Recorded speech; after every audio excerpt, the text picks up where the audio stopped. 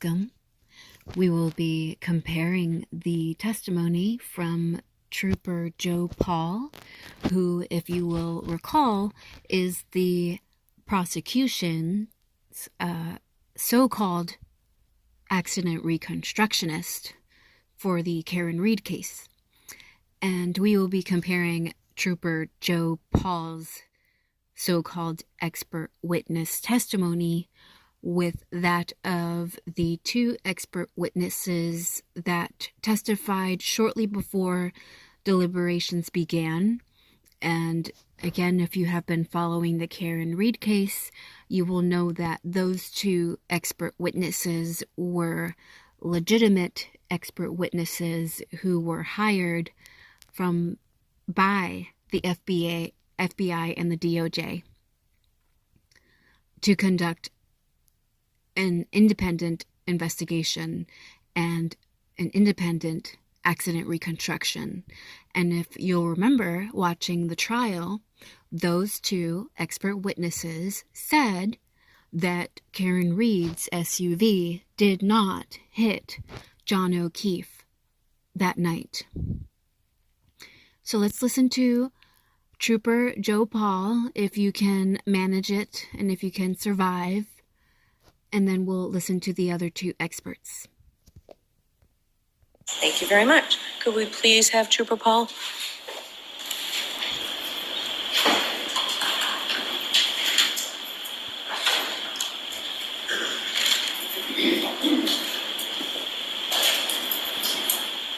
And just watch yourself for me. Thank you. Remain standing face to front. Just always let the understatement report and jury in the case down here and should the truth, the whole truth, and nothing but the truth, so help me God. I do. Good morning, Trooper.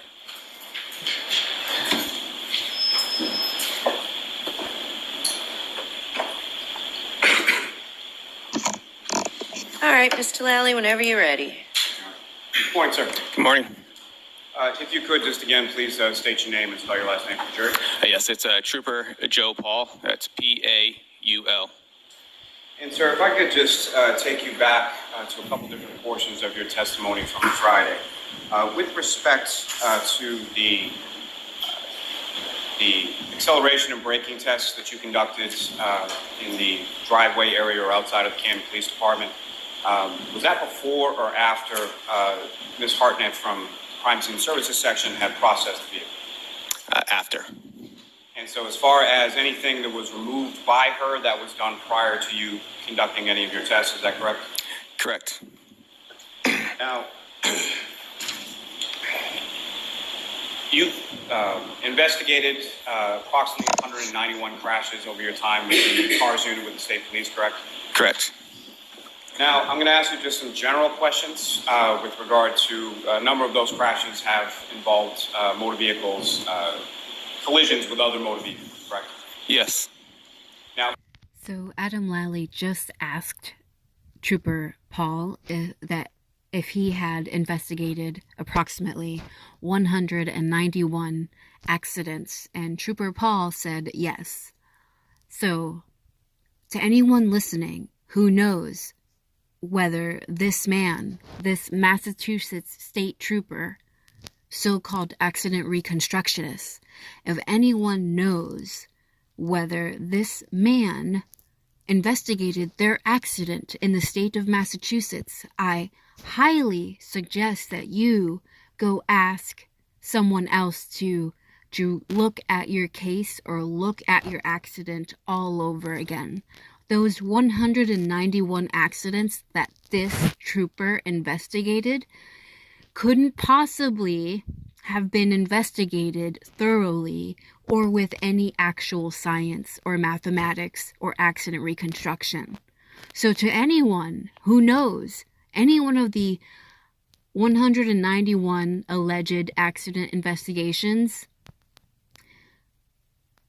if you were any of those, please have your accident reinvestigated by someone far more qualified, because whatever conclusions came from this so-called accident reconstructionist likely was not based on any actual science or any actual accident reconstruction.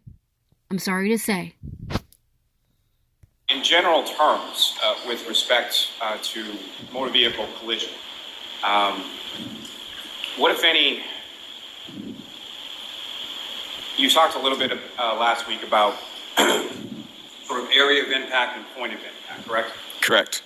Now, that's with regard to the roadway, is that correct? Yes, it is. So with regard to the vehicles coming in contact with each other, what, if anything, regarding damage would you expect or anticipate based on your experience in general terms when vehicles come in contact or touch with each other in a collision sequence? Objection. No, I'm going to allow it. In general terms, what do you look for? So we look, well, there's two times of damage onto a vehicle. One's contact damage and one's induced damage. So when we look at vehicles, we are looking for what's called as contact damage.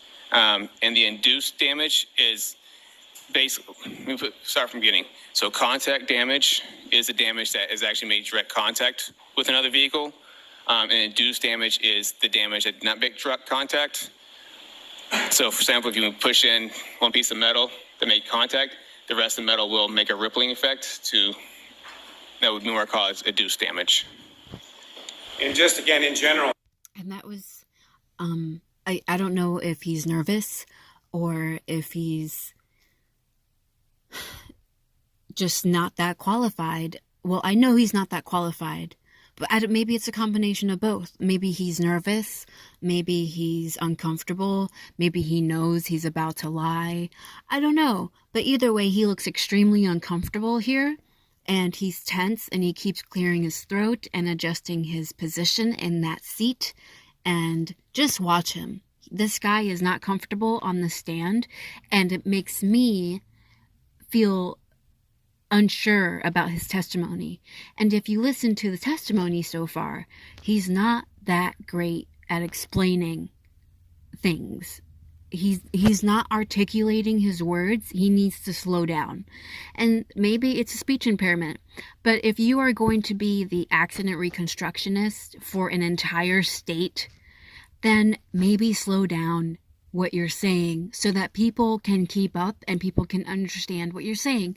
Because he's talking so fast that he's not articulating his words, and he's speaking with a lot of hesitation. It's like he wants to get out what he wants to get out as quickly as possible. I'm just saying, this does not appear to be like an expert witness who is sure about what he's saying. Terms as far as vehicles coming in contact with each other in a collision sequence. What, if anything, would you expect or anticipate based on your experience to sort of transfer from one vehicle to the other event? It's possible when you transfer, you can have paint transfers that come from one vehicle to another. You got a tire rub off that go from one vehicle to another. Scratches that would come from one vehicle to another. And again, sir, just in general terms, when it comes to vehicles interacting with each other in a collision sequence, what, if any, role does the respective heights of those vehicles play in respect to contact damage or inducement? It depends on their heights and how they relate to each other. So that kind of shows if one vehicle is taller, one smaller, it's going to show where the contact damage would be from one vehicle to another based on their height. So based on respective heights, contact or induced damage could be in a different location from a bigger vehicle to a smaller vehicle, correct? Correct. Now, if I could turn you back to the tech stream analysis that you conducted with respect to the defendant's vehicle. Now, there were two events that occurred.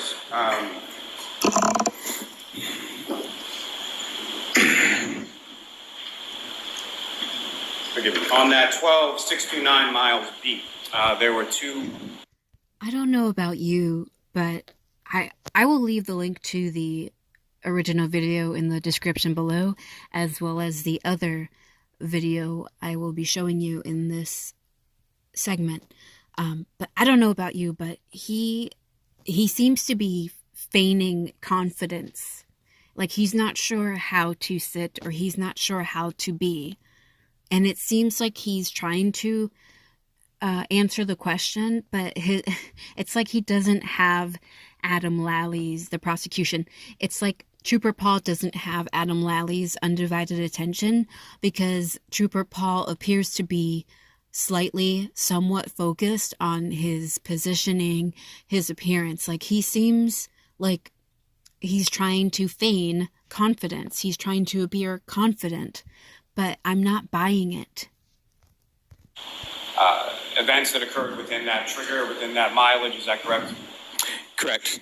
And based on your analysis with respect to the odometer readings and the mileage, where is it what is your belief as to where the vehicle was when those two events, being the 3-point turn and the backup straight for approximately 60 some odd feet, where did those occur within the travel path of the defendant's vehicle? So the first one with the 3-point turn, in this case, it appeared to be possibly on to, it was a Cedar Crest, which, because we know based on testimonies that she missed the exit to Fairview and had to make a U-turn onto Cedar Crest, and that would make sense to why they would occur with close proximity to each other.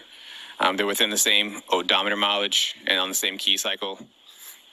And so that reverse 24.2 miles per hour for 60 some odd feet, where would that have occurred geographically from your review of the odometer reading? It should occur probably on Fairview.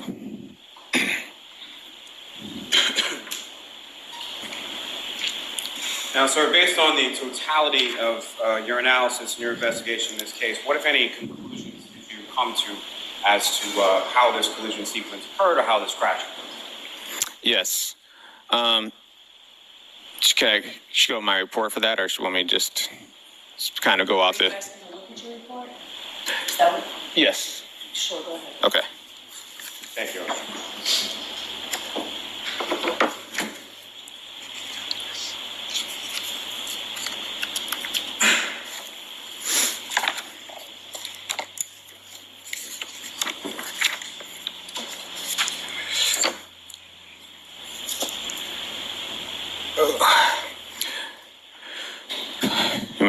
We continue? If you could, please. Okay. What, if any, conclusions? And please watch this again without my commentary. I recommend it. And look at him if you have time. Just look at him. He seems already really nervous and uncomfortable beginning to read this, beginning to speak whatever is in the report. Did you come to through the course of your investigation? So on Saturday, January 29th, 2022, at approximately 12:45. So you can look at your report, but you can't read your report. I read my conclusions based on what they asked me to do. Okay. Okay, this is not someone who is used to providing expert testimony in a courtroom. If you observe and study enough court cases like I do, you will have immediately noticed what he did wrong here. A true expert witness is going to refer to their notes, or they are going to refer to their report, and then they're going to put their notes away, and they're going to put their report away. A true expert witness does not need to read from their notes or from their report verbatim what they studied or concluded that day. A true expert witness is going to be able to refer to their notes for recollection only, to refresh their memory only, and then they will be able to put their report or their notes away and then speak freely, like, oh yeah, I remember now. So this is what I found. This is what I studied. These are the experiments I did. This is the testing I did, and blah, blah, and I distinctly remember this result and this conclusion. That's what a real expert witness will say on the stand in a courtroom. I'm not buying that Trooper Joe Paul is a real expert witness if he's reading verbatim from his report as if he does not actually know what conclusion he came to, as if whatever conclusion was written in this report was given to him by someone else. I can't hear you. Sorry. Okay. So just take your time, read your report, and then answer Mr. Lally's question. And if you need to look at your report, we'll see about that again. All right. Ask the question, Mr. Lally. Based on the totality of your investigation, what, if any, conclusions did you come to with regard to how this collision occurred? So this collision occurred on Saturday, January 29, 2022 at approximately 12:45 hours. A 2021 Lexus LX 570 was traveling southbound on Fairview Road. He keeps looking down at his report to read what's in his report. This is a huge case, this Karen Reed case in Massachusetts. Massachusetts has cases every day. Very few of them make it to a high-profile status. How is he not going to know what the hell he's talking about on the stand? How is he not going to be prepared to provide testimony for this case, the Karen Reed case, a high-profile case? How is this man, the so-called expert witness, so unprepared for court today as an expert witness? In Area 34, Fairview Road. Yeah. It appears that. So, Sorry, I'm trying to oppose it. you know what? Mr. Lally, break this down. It's like being caught cheating on a test. It's like, no, teacher, I'll close it. I'll close the book. It's like, this is bad. Simple questions so that the witness can answer your questions. We don't need a narrative. Exactly. Trooper Joe Paul was providing a narrative. An expert witness, a real expert witness, does not provide a narrative. They tell you what they themselves directly witnessed, directly tested, directly observed. They don't give you a narrative. Trooper Paul is providing a narrative that, again, I believe someone else gave him. From your investigation, what, if any, conclusions did you come to as to where this collision occurred? So on the night of Saturday, January 2022, at approximately 12:45 hours, a 2021 Lexus LX 570. Can you slow down, sir? Yes. So forget all that part, Okay. Trooper. Just right. answer the question. Okay. Where did it occur? It occurred in the area. OMG. Like this guy has to be instructed multiple times on how to testify on the stand as an expert witness. He is not. He is clearly not an expert witness. 34 Fairview Road. And who, if anyone, were the participants in this collision sequence? The operator appeared to be Karen Reed, and the pedestrian was John O'Keefe. And where was the vehicle located in reference to the residents of 34 Fairview Road? It was located along the southbound travel lane and to the left side of the house as you look at it from the front. And as far as the vehicle, what, if any, directionality did it head in, and what, if any, interaction did it have with Mr. O'Keefe? So the vehicle was traveling in reverse along the southbound travel lane, traveling north. And how fast was the vehicle traveling and over what distance? The vehicle traveled up to 24 miles per hour and approximately 62 feet. And at the time that the vehicle was traveling approximately 24 miles per hour over approximately 62 feet, what, if anything, occurred then? The right rear of the Lexus struck the pedestrian, John O'Keefe.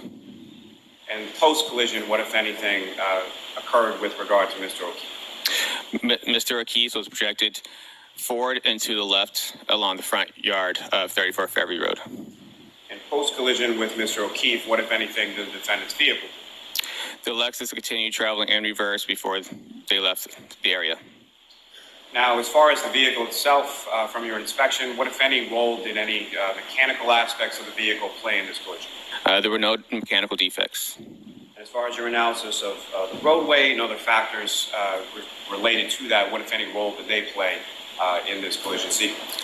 There were no roadway or environmental factors that contributed to this collision. Now, sir, with respect to your investigation, what, if any, opinions did you draw based on your training and experience in regard to this collision and how it occurred? May I look at my report real quick? Just make sure. Yes. Thank you. Yeah, because he doesn't actually know. He can't continue to answer the prosecution's questions because he doesn't actually know. At some point, he had to refer back to the report that someone else probably gave him to read out loud. This is disgusting. That the state of Massachusetts is hanging their hat on this guy's testimony. And that the prosecution, Adam Lally himself, as a human being, thinks that this is okay. Adam Lally, in all your experience as a lawyer, in all your years in courtrooms, you really think that this guy is an expert witness, Adam Lally? This is not right, because an officer died, and without any actual science, without any actual calculations that Trooper Paul could possibly provide, they are pinning the death of that officer, of Officer John O'Keefe, on a woman, on a random woman who just so happened to be the only one who wasn't invited to the party that night. This is so bad. Like, and I'm telling you, there's bad karma for all these people, Trooper Paul included. Like, how are you going to be this sloppy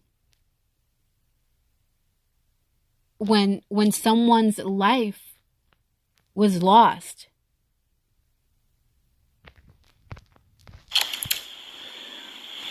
All right.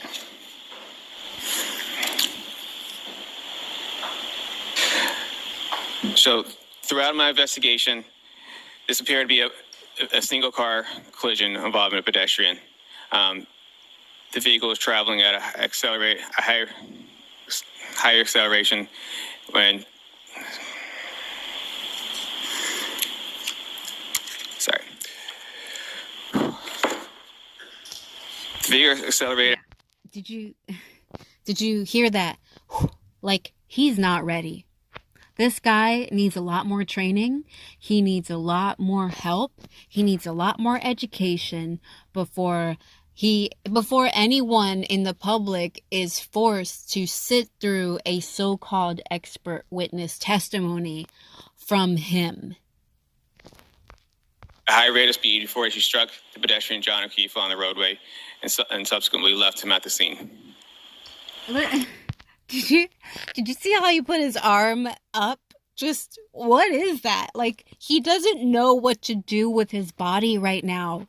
It's like, I can't help but laugh and mock him, but also feel so bad for him too. It's like, they put him there. They put him there. They just plopped him there. He didn't actually do any investigation. This guy is just a pawn in the Massachusetts State Troopers Department. They just threw him on there. This is not good. This is so pathetic. And with respect to the backup safety system that you observed in this vehicle and made use of in the course of your visibility analysis, what, if any, role is it your opinion that played in how this crash occurred? Based on the visibility analysis? So, even if the camera systems were covered in snow, even the systems were defective anyway, and even the mirrors were blocked, an attentive and a reasonable operator would not travel in reverse, especially at a high rate of speed. They would have cleaned the mirrors off. They would have made the cameras and systems, if they worked. If they didn't work, they would have done all this prior to accelerating in reverse. The objection sustained. Move to strike. I'm going to strike that. Now, with respect to your observations during the course of the visibility analysis, the exemplar pedestrian that you had placed in the right rear of the vehicle. Was that exemplar pedestrian visible to you at the time that you conducted that visibility analysis? Yes, it was.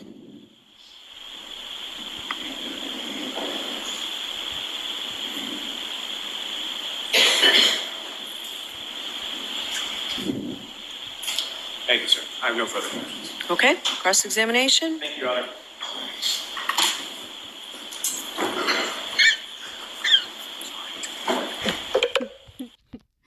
And again, I recommend you go back and watch this entire trial to see how many people on the stand drink water before Alan Jackson, attorney Alan Jackson on the defense side, before he comes to talk to them. All the people on the other side, I swear, every single person on the stand that was trying to pin this on Karen Reed, every single person drank water before Alan Jackson would try to talk to them on the stand. I feel like Alan Jackson made them nervous. He's an extremely competent attorney.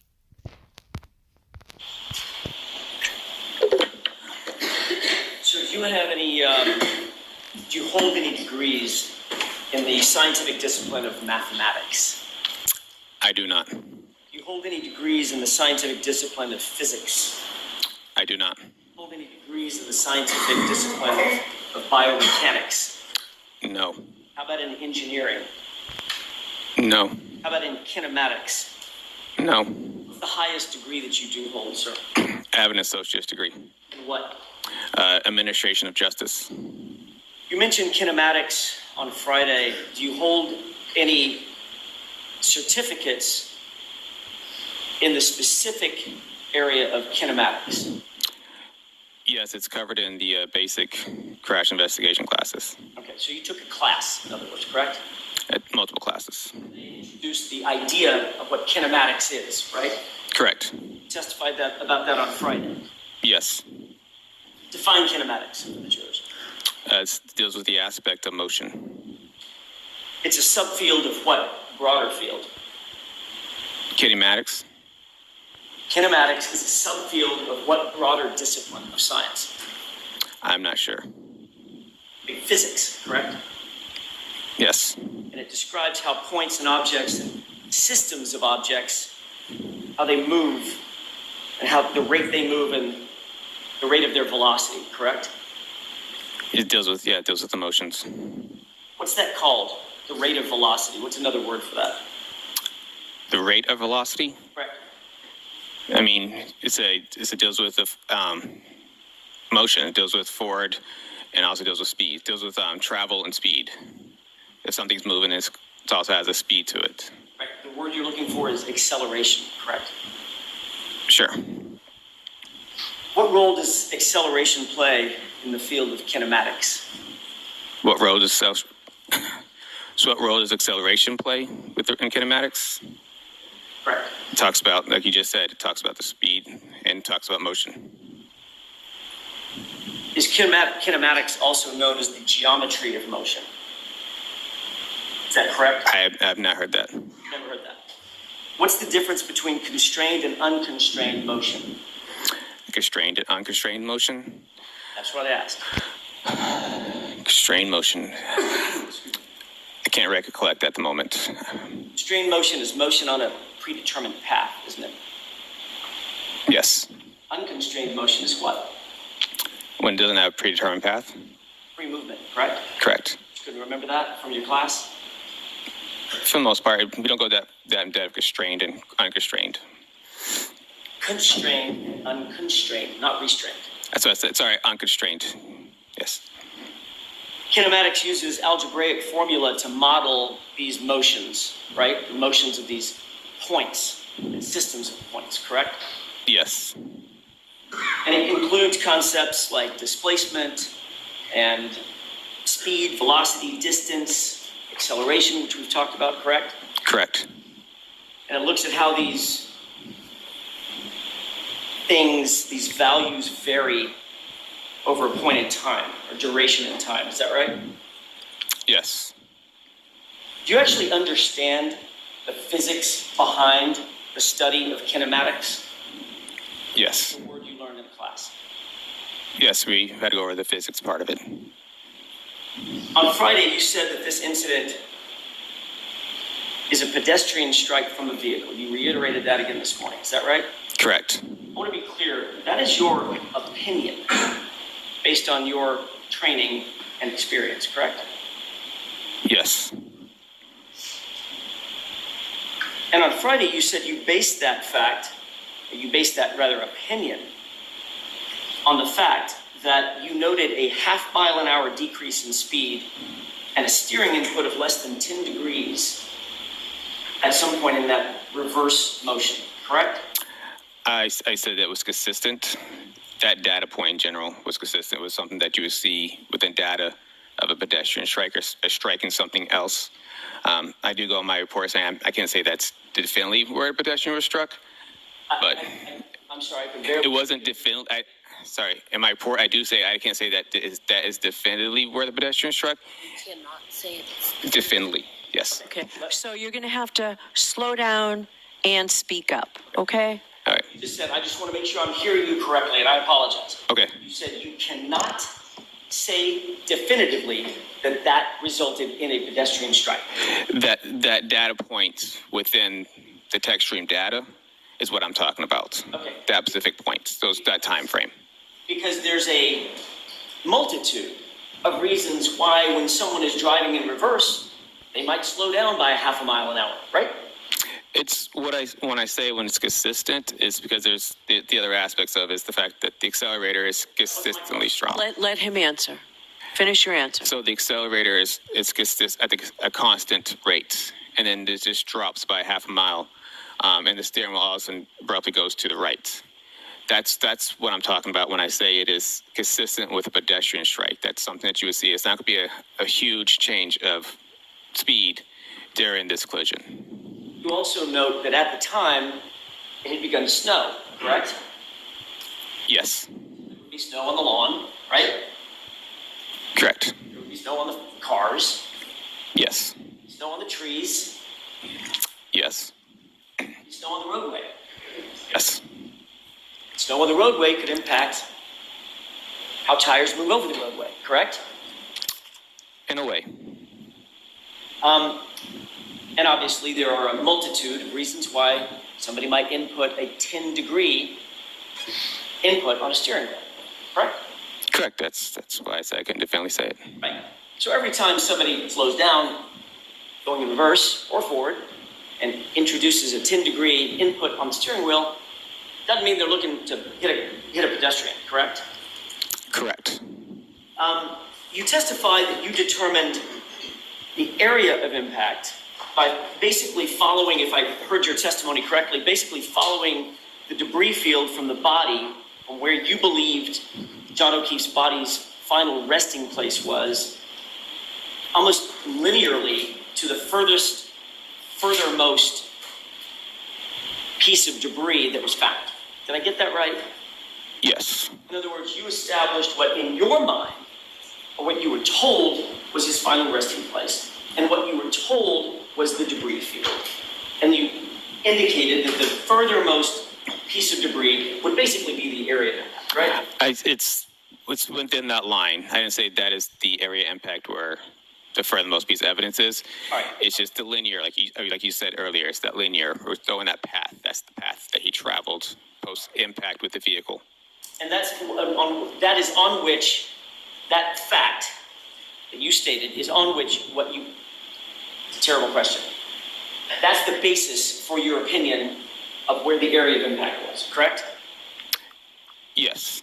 Let's take a look at exhibit, with the court's permission, 587. It's your diagram 3. If I may approach you on it just for... Okay.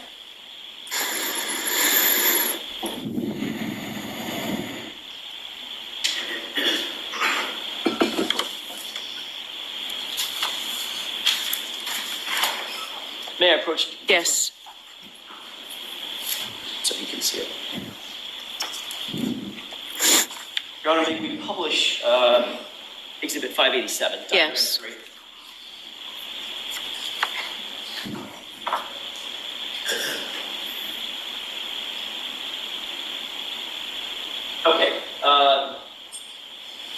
Sir, you see diagram 3 on the board. You also have it in front of you, correct? Yes. It's easier for you to refer to what's in front of you because that's a little bit further away. Just let me know. Okay. The red arrows adjacent to the blue writing, where I'm highlighting right now, indicate basically the debris field that you explained to the jurors on Friday, correct? Yes.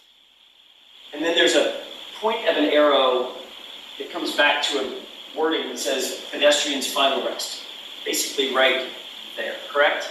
Yes. And the debris field ends right in the middle of that spotlight, correct? Yes. All right. So that's the area of impact that you indicated to Mr. Lally you believe occurred because of the debris field and the linear portion of that debris field going from the pedestrian's final rest all the way out to that final little red arrow that says red plastic B in parentheses, correct?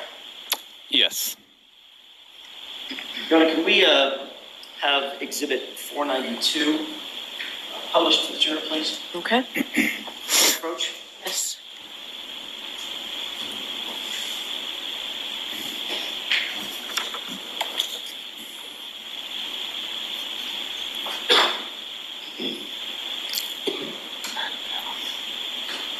While that's coming up, have you ever seen this? No, I haven't. Take a look just above the arrow. Your Honor, with the court's permission, maybe highlight or magnify the area just above the arrow. Okay.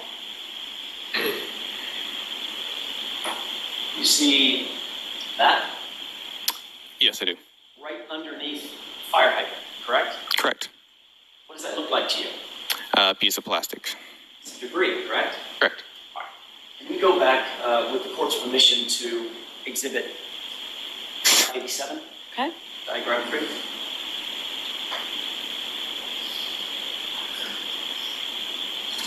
You see the fire hydrant? Yes. Fire hydrant's right there, correct? Correct. That's another, according to your scale, that's probably a good 30 feet from the pedestrian's final rest, correct? Yeah, that's about right. That is the furthermost in this diagram, the furthermost piece of debris on the diagram, correct? Correct. So now, your testimony changed that this, in fact, is the area of impact. No, Why not? because it's just a piece of debris. I'm talking about the path. You follow the path of debris field. Debris can move and change. The debris doesn't fly backward, does it? I'm saying you pointed to like just the fire hydrant as the area impact where the debris, where that one piece of plastic was, saying that's the area impact is right next to the fire hydrant. Are you asking me a question? Yeah, that's what you said, right? I'm asking you, I'm making sure I'm understanding what you're saying so I can answer the right. Ask the question again, Mr. Jackson. in fact, you indicated on Friday that your analysis of the area of impact was predicated on, based on, the furthermost piece of debris from the pedestrian's body that you were aware of, which is right there. Red plastic B, correct? I said I said you said earlier with the linear equation. I mean, it might have moved it over more, but it's the debris, the start of that debris, and where that is. I can't say that's definitely the point of area impact or the point of impact. I cannot say that is the point of impact right there.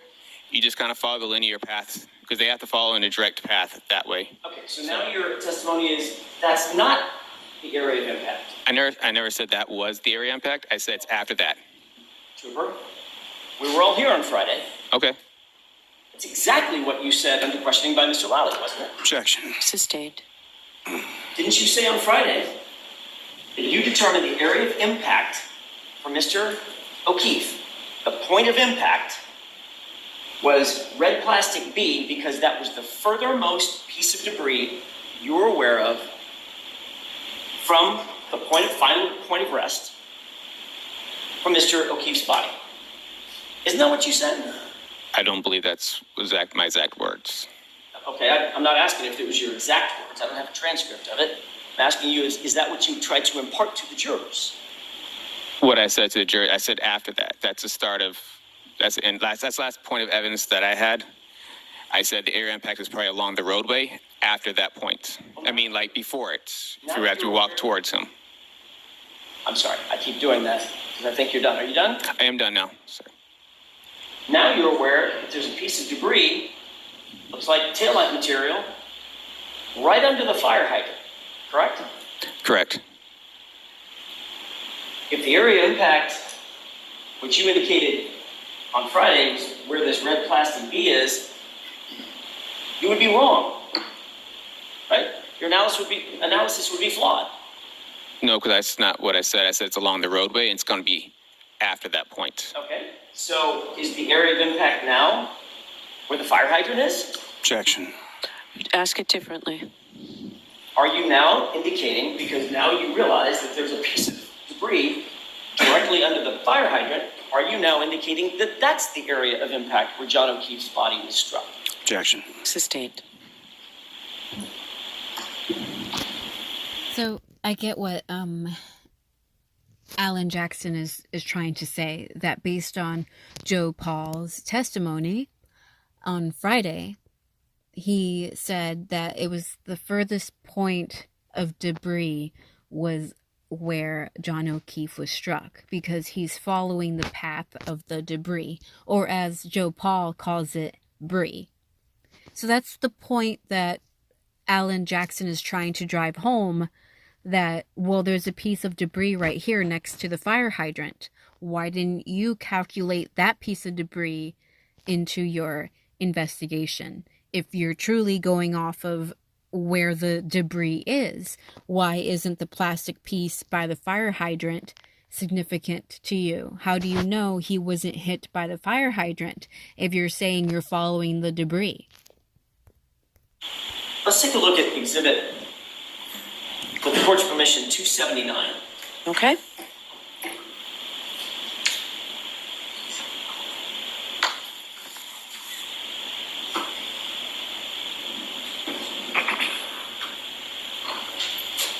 Taking a look at exhibit 279, I want to draw your attention to that piece right there of plastic. You see it? Yes. You describe it for me. Just physically, what does that look like?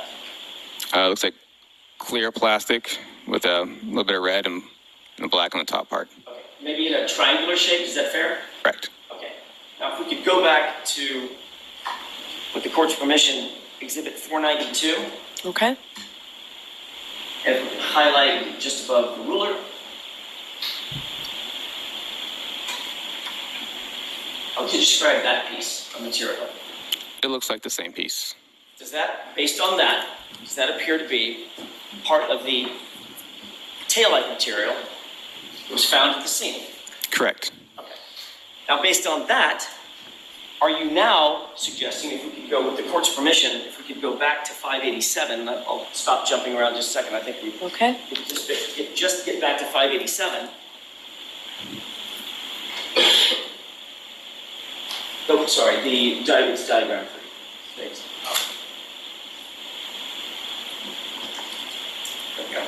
Now, seeing what you've just now seen in terms of that piece of plastic that appears to be from the taillight, does that appear to be under the fire hydrant, which is highlighted? Same piece. Yes. Okay.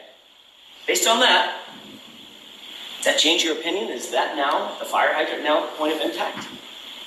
No. Where is the point of impact now? It's along the roadway. I don't know the exact point of impact. So you don't know the area of impact? I said the area of impact is along the roadway after the debris. Okay. I mean, the only thing it would change is maybe it was a little further away. But besides that, it's a linear field. I'm not talking about like one point. You kind of follow the middle of the debris field, and that should be the path. Well, if the point of impact is along the roadway, where along the roadway, if you can show the jurors, where along the roadway, in your expert opinion, was the point of impact? It should be within, if you follow from the pedestrian's final rest here, just kind of follow it back. That's what I'm talking about, linear field. So now you've indicated an area, if I can follow your laser pointer, an area along here, correct? Yes, somewhere in there. All right, if I have my spotlight, is that, if I leave it right there, is that about where the middle of the spotlight, about where you believe the area of impact is? It's within, I guess you can say it's within that area. I don't know definitely. There's nothing on the roadway that has a definitive point that says this is the area impact right here.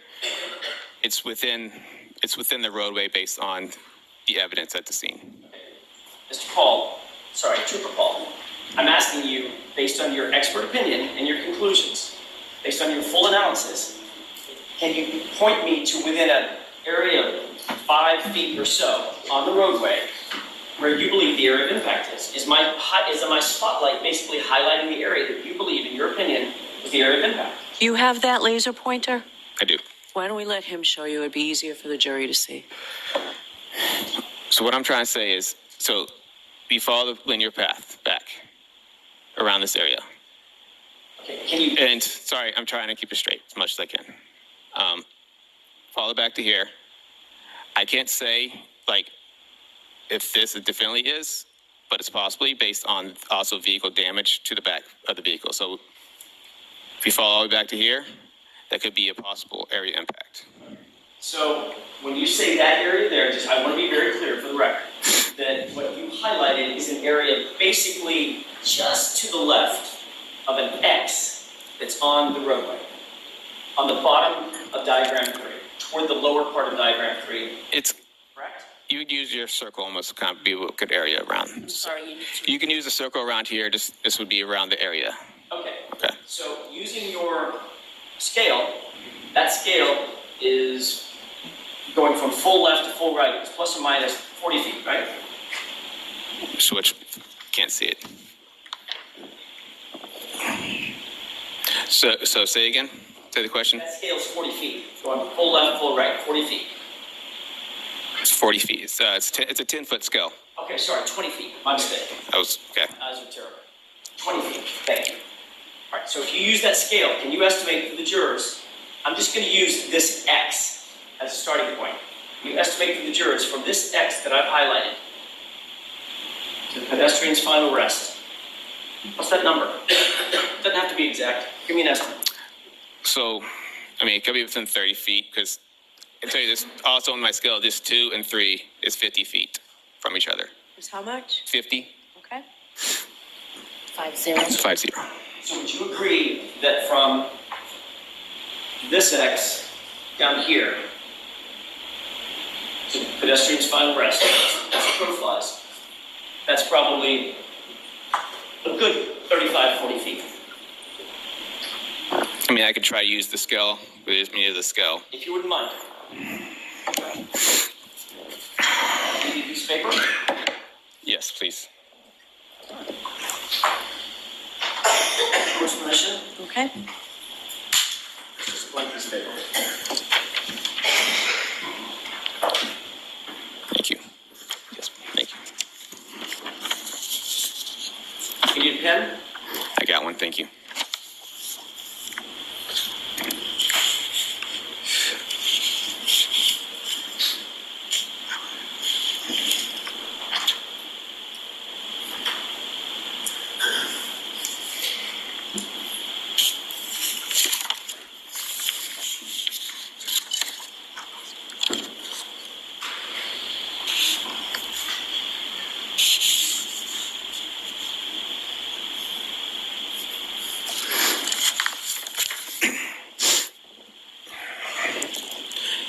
It's a little around. It's approximately 30 feet. We're up approximately 30 feet. Yes. Okay. Can you place, with the court's permission, can you estimate 30 feet in here? Can I ask? Can you point to a place in the courtroom that looks like it's 30 feet from you? Objection. No. Next question. Does the court have a diagram of a diagram of distances? In this courtroom? No. You indicated just now, and then I'm finished with this. Thank you, Mr. Bates. You indicated just now, in answer to Mr. Lally,'s last couple of questions, that in your expert opinion, when the SUV struck the pedestrian, John O'Keefe, he was, quote, projected forward and to the left front yard to his final place of rest. Yes. So your expert testimony is that John O'Keefe was hit with the SUV and flew 30 feet. Projected mean like I don't say he flew all the way there. He was projected in that way. He got pushed forward in that direction. Which, if he was rendered incapacitated, landed there, he'd have to sort of fly there, right? Didn't walk there. I mean, was you definitely flying like literally off the ground the whole entire time, or? Well, you tell me. You're the expert. I mean, when we say projected, we mean he gets projected, and they usually have a landing phase, and they land, and then they either roll or tumble to final rest. Okay. How far do you think he landed? How far was it until he landed of that 30 feet? I don't know. There's no indication of where his exact landing spot was. Was there any evidence whatsoever that he landed and rolled? And there was no evidence that he landed or rolled. Or no, rolled. According to you, the evidence that you have in front of you is that you get hit, fly 30 feet, land where he ended up at his final rest, right? Objection. Sustained. Ask it differently. Based on your expert opinion, you believe that he was projected through the air to his final rest place. That's not what I was saying. But you said there's no evidence that he rolled. And there's no evidence that he flew through the air either. Exactly. Right? Exactly. Objection. Sustained. Yeah, so that's a big gotcha moment for Alan Jackson. Because, again, if you're going to be the expert witness, and if you're going to claim that you conducted an accident reconstruction, where are your calculations? Why are you so uncertain about your own testimony? Why do you have to read verbatim your report? Why do you keep saying you cannot definitively answer the question as to where John O'Keefe was hit and as to where John O'Keefe landed? Like this, that's what Trooper Joe Paul has said repeatedly.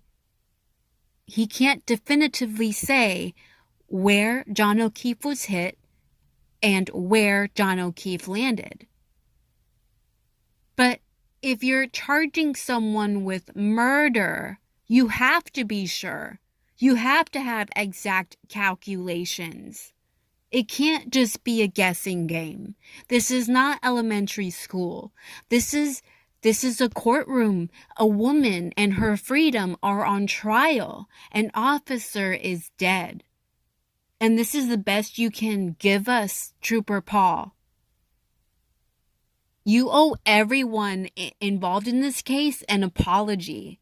And you should really get another job or go back to training. Go back to the DOT and get some real accident reconstruction training like I have. I've had accident reconstruction training. I've had accident investigation training directly from the Department of Transportation. Anybody can get it. Anybody. You just sign up for it.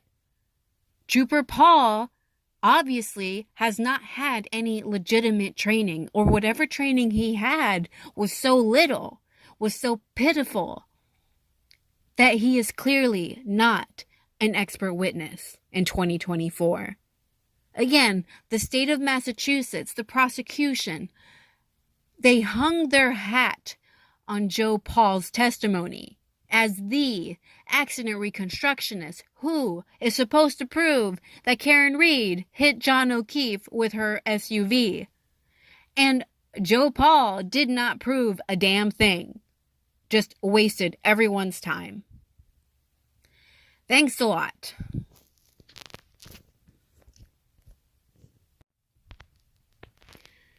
And now we will be observing the testimony from the expert witness, the Department of Justice, and the Federal Bureau of Investigation utilized to conduct their own independent investigation as to the cause of death for John O'Keefe.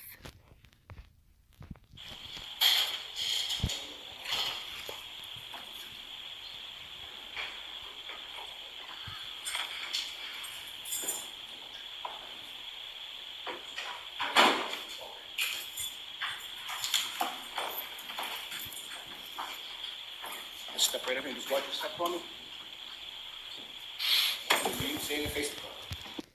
And if you watched the trial around this segment, you may have noticed, especially if you're on social media, you may have noticed that this particular segment went viral because people observing the trial took Judge Beverly Cannoni's facial expressions as if she was checking Dr. Wolfe out. And Dr. Wolfe is the man who's about to take the stand.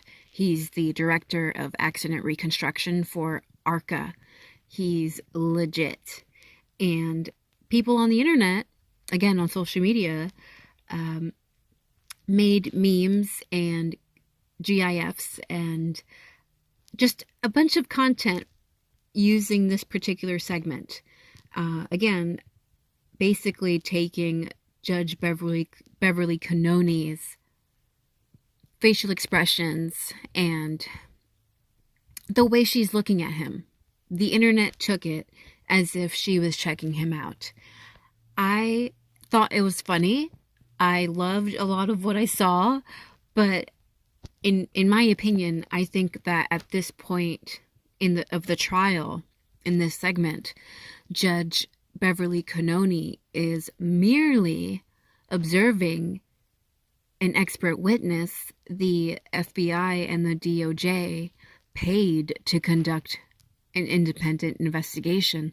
I think at this point in the trial, Judge Beverly Cannoni is well aware that Dr. Wolfe is an expert witness testifying on behalf of the FBI and the DOJ.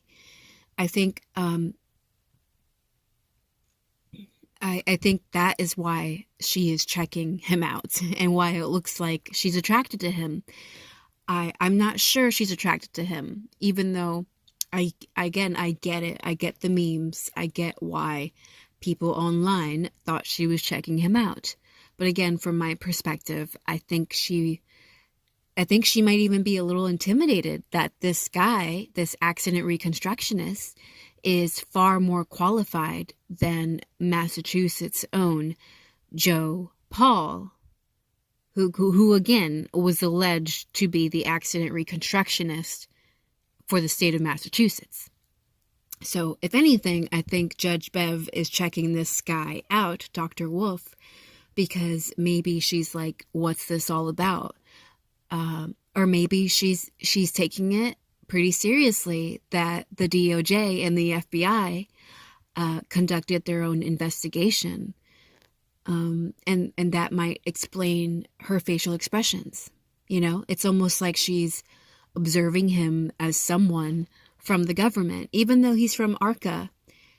It's like he could theoretically be from the government because, again, he conducted testing for the government, for the FBI and the DOJ.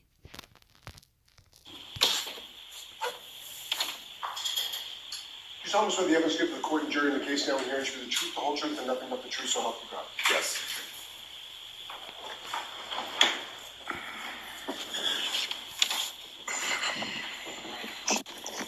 All right, Mr. Jackson, whenever you're ready. Thank you, Your Honor. Doctor, could you state your full name and spell your last name for us, please? Daniel Michael Wolfe, last name spelled W-O-L-F-E. Dr. Wolfe, what do you do for a living?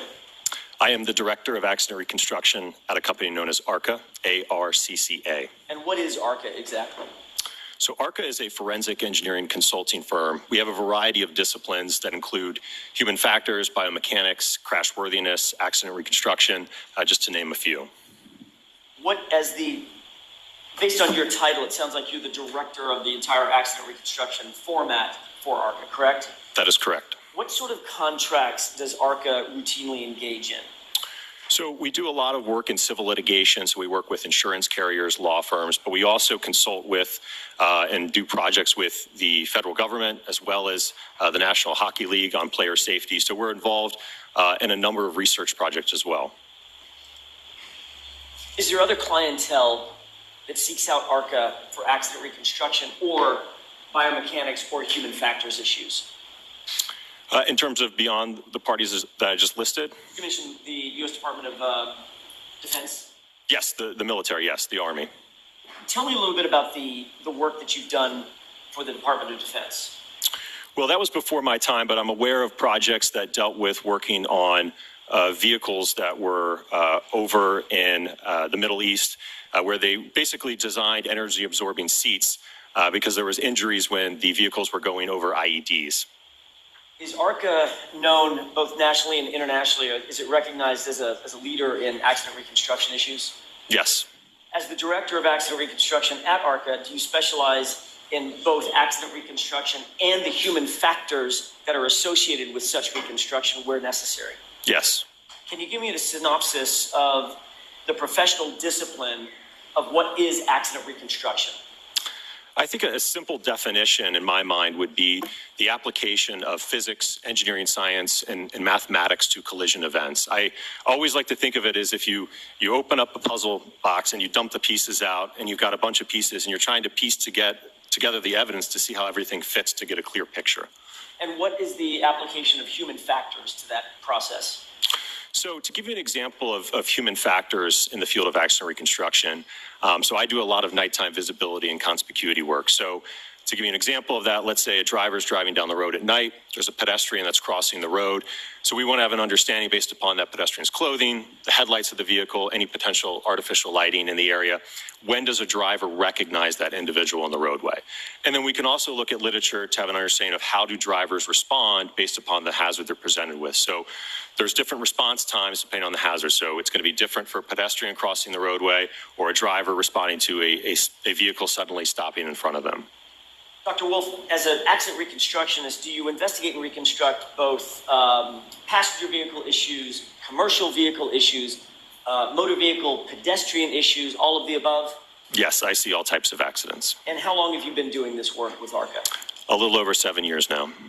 What education, training, and background qualifies you to perform the duties that you've just described for the jury?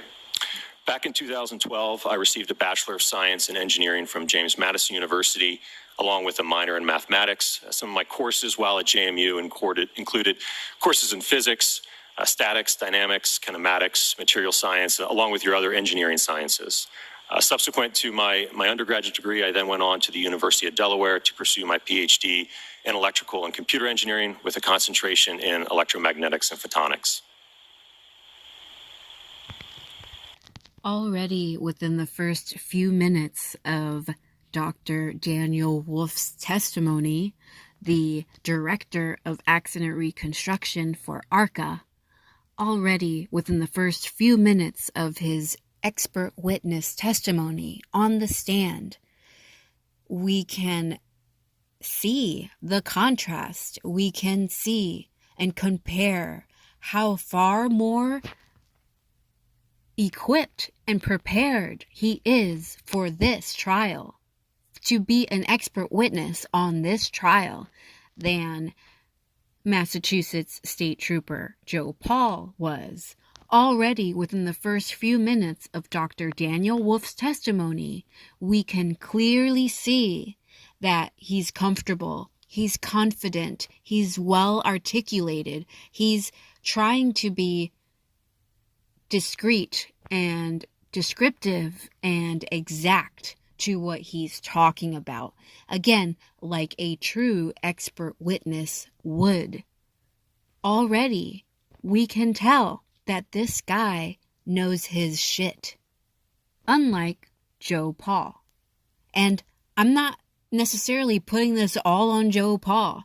I don't think it's Joe Paul's fault that he is not as educated. I don't think it's Joe Paul's fault that he's not anywhere near as credentialed as Dr. Wolfe. I don't think it's Joe Paul's fault that the state of Massachusetts plopped him on that stand to do a terrible job. However, I do think it is Joe Paul's fault that he agreed to be the so-called accident reconstructionist for state troopers in Massachusetts. I think that you have to have an ego that is rather destructive, an ego that you haven't earned, for you to agree to testify in this trial as the accident reconstructionist for an officer. And then for you to then say, and this woman, Karen Reed, did it. When, as Joe Paul, you provide zero evidence, zero calculations, zero math, zero science, zero accident reconstruction at all. You merely provide inarticulated theories, unsubstantiated opinions as to what happened. And again, Joe Paul could not speak on his own flow, on his own memory. Joe Paul was trying to repeat a narrative somebody gave him. Joe Paul was trying to read verbatim the narrative that someone gave him. Joe Paul is not an accident reconstructionist. Dr. Daniel Wolfe is an accident reconstructionist. And again, it's so clear. Just listen to the two men, compare them. It's like I feel bad for Joe Paul for making an embarrassment of himself. But I am particularly outraged at the state of Massachusetts for saying, yeah, Joe Paul, what's wrong with him? What? He's perfectly fine. He can do the job just fine. No, Joe Paul, Trooper Joe Paul, was not qualified to be the accident reconstructionist in the Karen Reed case. What additional training or experience do you have as it relates to accident reconstruction in addition to the formal education and the PhD? Certainly. So in addition to my undergraduate degree and my PhD, I've continued to take courses through Northwestern University in crash reconstruction. Some of those courses have included human factors, lighting. I've taken courses on electronic vehicle data, photogrammetry, three-dimensional laser scanning. So I've continued to take courses subsequent to graduating. Do you also hold any accreditations in terms of accident reconstruction? Yes, I'm accredited by an organization known as ACTAR, which is the Accreditation Commission for Traffic Accident Reconstruction. Are you trained in photogrammetry? Yes, sir. Is that to determine vehicle crash incidents or the circumstances surrounding them based on map scenes, evidence from photographs, things of that nature? Absolutely. So photogrammetry is the science of extracting information, if you will, out of photographs. So things dimensionally about an object, spatially, without ever actually physically seeing the object or inspecting it. So you don't have to be at the scene to effectively and scientifically reconstruct it to your satisfaction? No, not at all. And quite frankly, to be honest with you, in my world in civil litigation, oftentimes by the time a case comes across my desk, it's, the accident happened 5 years ago. Some I've even had 10 or 15 years ago. So getting access to the vehicle at that point, it's going to be a long shot. Doctor, are you a member of any professional societies? Yes. Describe those, please. So I'm a member of the Society of Automotive Engineers, SAE. I'm also a member of the National Association for Professional Accident Reconstructionists, the Optical Society of America, and also the Illuminating Engineering Society. How many You essentially could not have a more qualified accident reconstructionist. You really could not. Like, you'd be asking for too much if you wanted any more credentials. cases would you say in your experience in your career have you reconstructed or attempted to reconstruct, you or your team members? I don't actively track that. If I had to estimate at this point in my career, it'd probably be well over 1,000. And how many of So, well over 1,000 accident reconstructions he's conducted. Well over 1,000. And if you'll recall, Joe Paul, Trooper Paul, he did investigations for an alleged 191 accidents. That's a stark contrast. And again, just goes to show how inexperienced Joe Paul is in comparison to Dr. Daniel Wolfe. Joe Paul is both inexperienced and underqualified to be an accident reconstructionist for anyone, let alone an entire state, and let alone to prove or disprove how an officer died. those 1,000, I know you don't have a number specific, but how many of those 1,000 would you say involved pedestrians as well? Several hundred. As I mentioned earlier, a great, excuse me, a great deal of my work is in the field of lighting and visibility. So there's a direct correlation between time of day and pedestrian incidents. We see a rise in the evening and night hours just due to drivers having a difficult ability to try to perceive and recognize individuals. So I certainly see a lot of pedestrian collisions in my casework. You've done testing or research as it relates to the kinematics and the interaction between pedestrians and vehicles. Absolutely. So we do a number of tests at ARCCA to look at the interaction between pedestrians and vehicles. One of the ones I know I did most recently where we were evaluating a vehicle essentially rolling over a pedestrian. So we wanted to understand the vehicle dynamics as well as the interaction between the pedestrian and the road surface. So we conducted testing at ARCCA to evaluate that. I hope the state of Massachusetts, which is an extremely gentrified state, just so you know. The state of Massachusetts is much like Washington state and California state in that the state of Massachusetts, the politicians in the state of Massachusetts have essentially allowed corporations to run rampant to the extent that a majority of property owners in the state of Massachusetts are corporations. And the gentrification is out of this world, So you would think that the state of Massachusetts, with all the gentrification going on in 2024, you would think they would have extra money just floating around, just extra money just everywhere, the politicians and the governor of Massachusetts. You would think that Massachusetts has millions of dollars that it doesn't really even need, because the corporations are paying into it, right? But for whatever reason, the state of Massachusetts could only afford testimony from highly inexperienced, highly underqualified Troopah Joe Paul to be the accident reconstructionist. The state of Massachusetts didn't care about any actual science, any actual math, any actual accident reconstruction for Officer John O'Keefe. Even though the state of Massachusetts has a lot of money, especially in 2024. The state of Massachusetts has more money now than it ever did before. But the state of Massachusetts still dropped the ball when it came to the Karen Read case.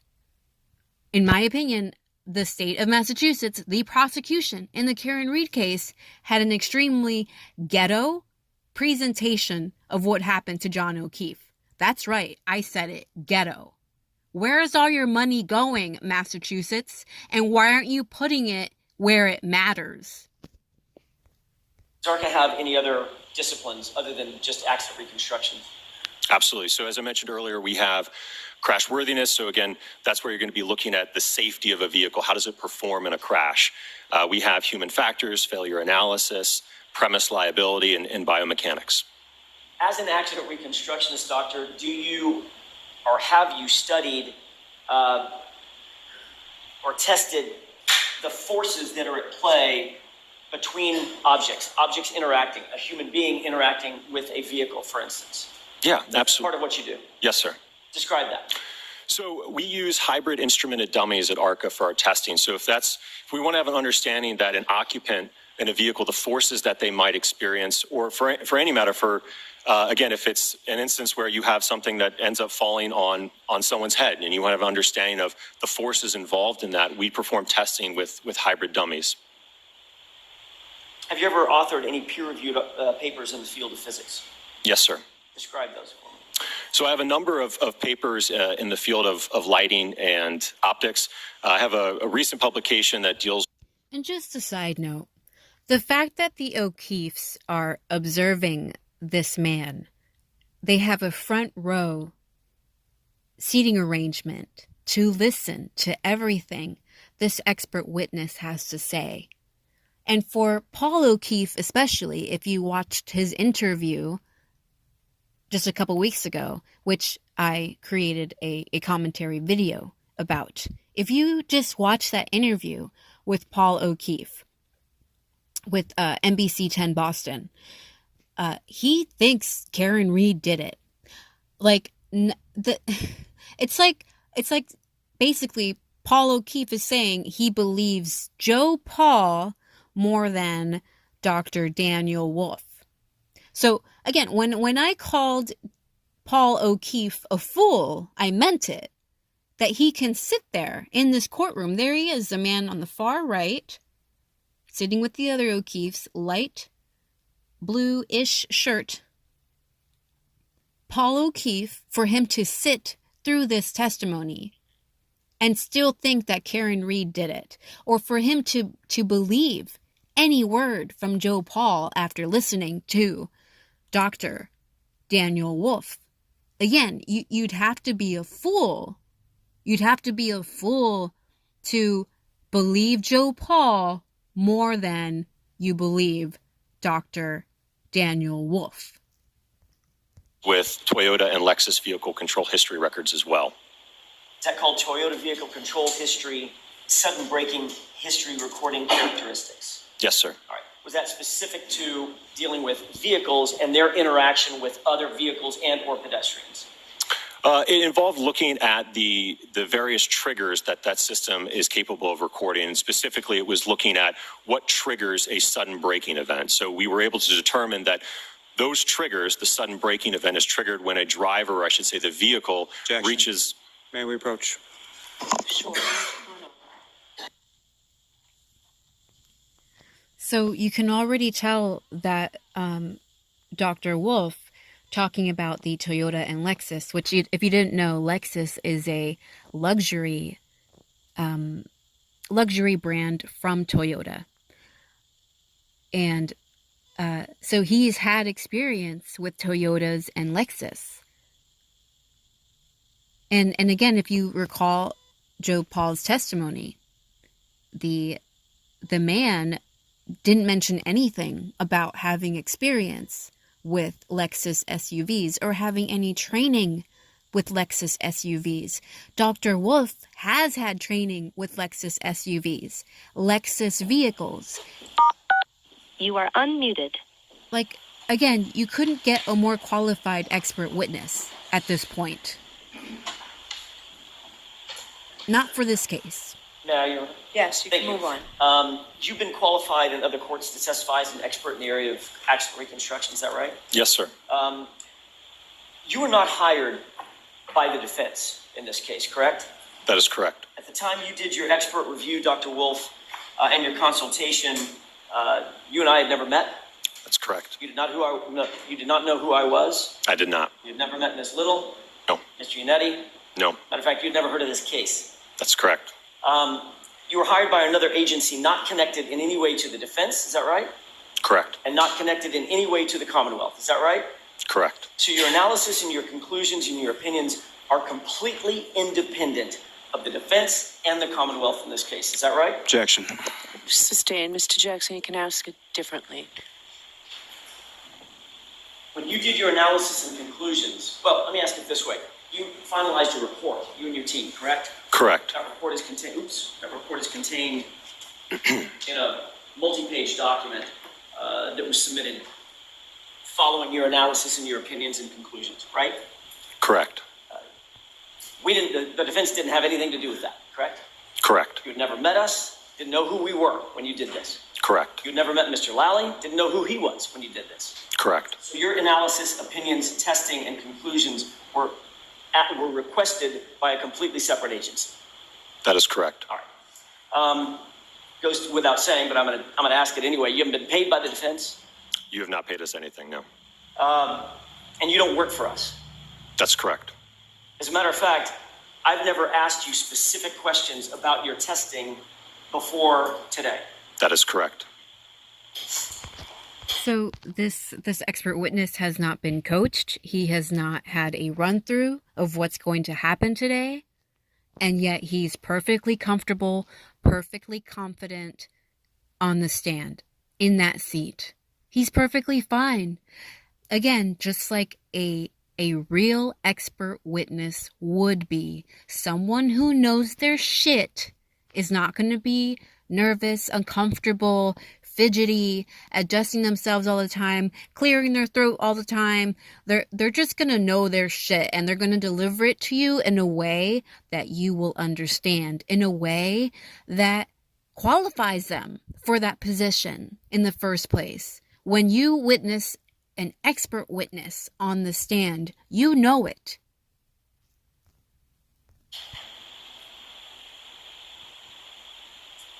Your work product, the report that you provided, was provided both to the defense as well as the Commonwealth. Is that right? That's my understanding, yes. And you were equally available to both sides? In terms of them reaching out? Correct. Yes. And I called you ultimately after receiving your report, asked if you'd join us and testify, correct? That is correct. All right. So again, these expert witnesses that the DOJ and the FBI hired to conduct the independent accident reconstruction, the independent accident investigation, the state of Massachusetts was aware of their independent investigation, and Adam Lally, the prosecution, did not bother to include this expert witness, Dr. Daniel Wolfe. Adam Lally did not bother to include him as an expert witness in this case. If it were not for the defense team, we would not have heard from Dr. Daniel Wolfe at all during this case. Think about that. Think about what that means. Is the state of Massachusetts really about the truth? Are they truly trying to pursue the truth here?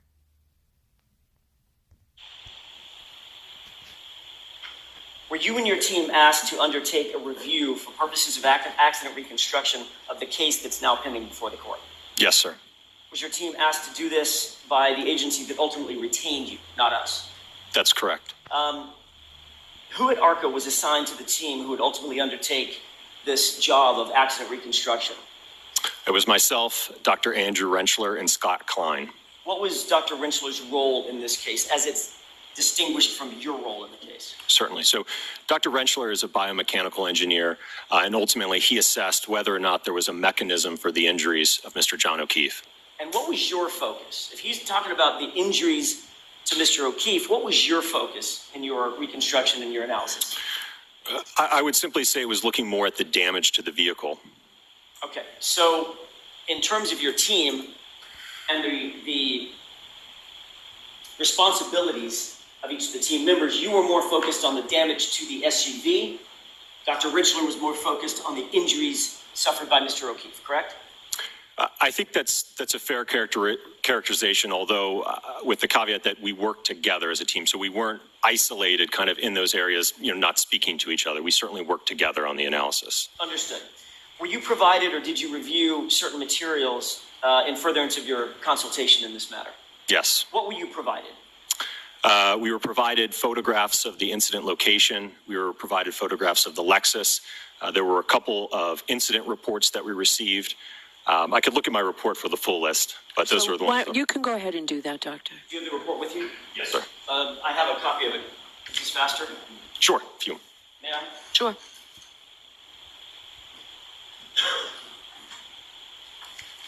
Thank you.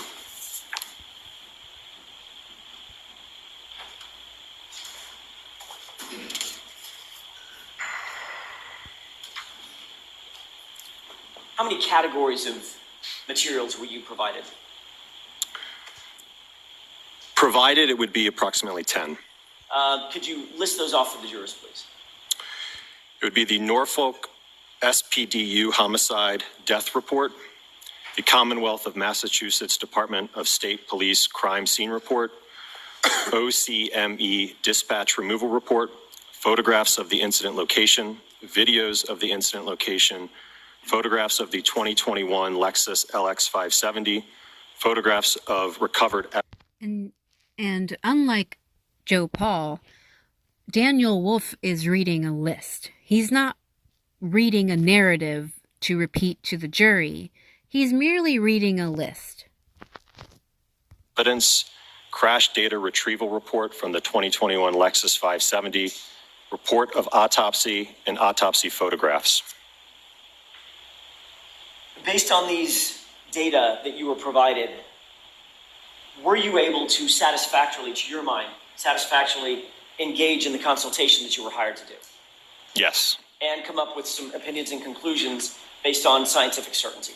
Yes. Based on scientific certainty, yes.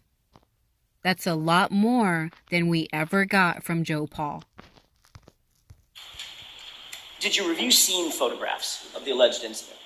Yes, sir. What information were you able to glean or gather from your review of the photographs, from the scene specifically? So from those photographs, I was able to identify there was fragments of transparent red, clear plastic. There also appeared to be pieces of chrome and black plastic. I also observed what appeared to be glass fragments along with a black drinking straw. Did you also review some videos? And again, he's not reading from a report. He's not reading from notes. He recalls that from his memory. And I don't know if you ever watched Judge Judy, but she would often say, you don't need a good memory if you're telling the truth. You only need a good memory if you're lying. And for Joe Paul, he sure as hell couldn't speak very much without his report. He sure as hell didn't have a good memory. Even though this is probably the biggest case Joe Paul has ever so-called testified for in his life. It's a high-profile Massachusetts case that Joe Paul was clearly not prepared for, underqualified for. But this guy, Daniel Wolfe, Dr. Daniel Wolfe, can recall it as if it happened in his backyard. And he doesn't even live in Massachusetts. Yes. That was out at the scene, maybe a leaf blower? Correct. It appeared to be daytime, yes. Okay. What did you note about the photography at the scene of the items that were being photographed? Well, I think one thing that comes to mind is it was a little bit difficult to follow the evidence, so to speak. So typically, when I go out and do an inspection, especially of a fresh incident, let's say I've got a debris field or I've got tire marks, what I like to do is...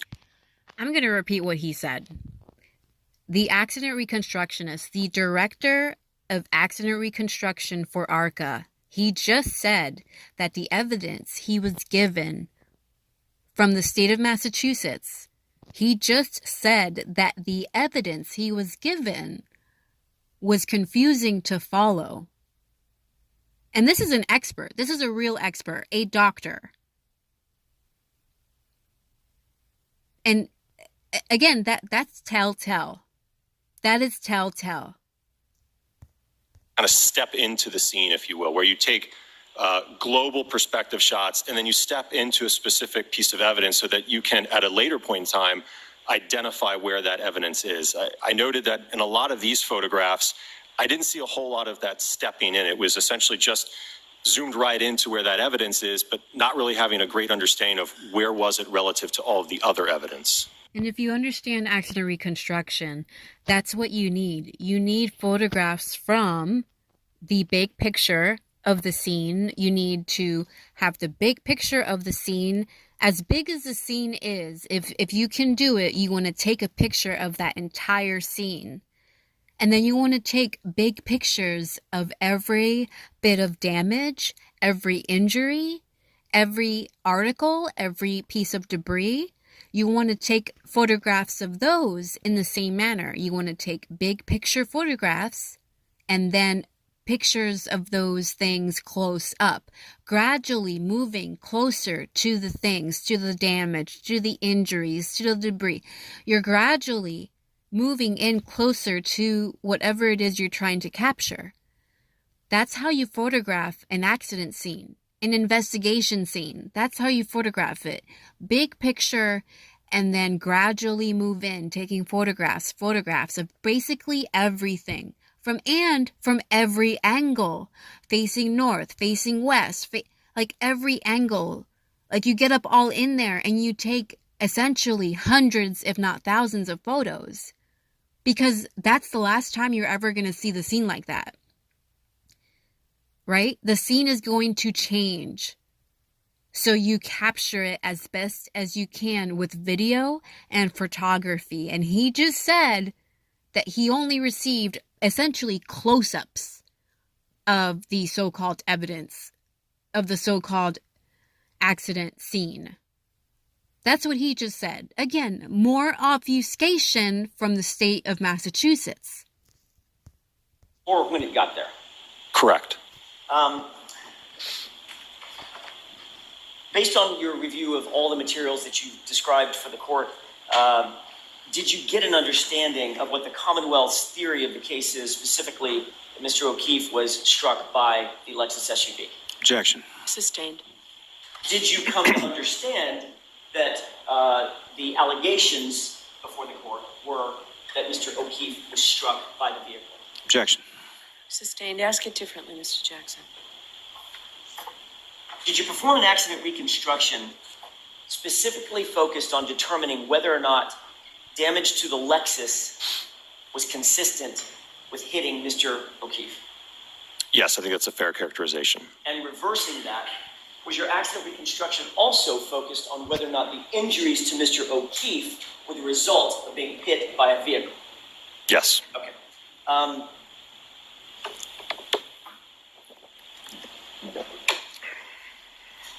During your analysis, did you note the damage to the vehicle? Yes, sir. Describe that, please.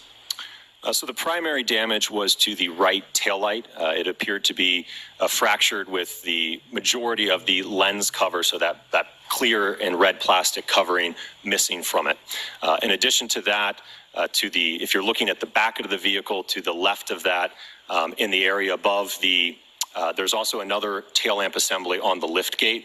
So above that assembly, there was a small dent along with some paint chips on the bumper, more so on the wraparound section as it kind of curves around to the right side of the vehicle.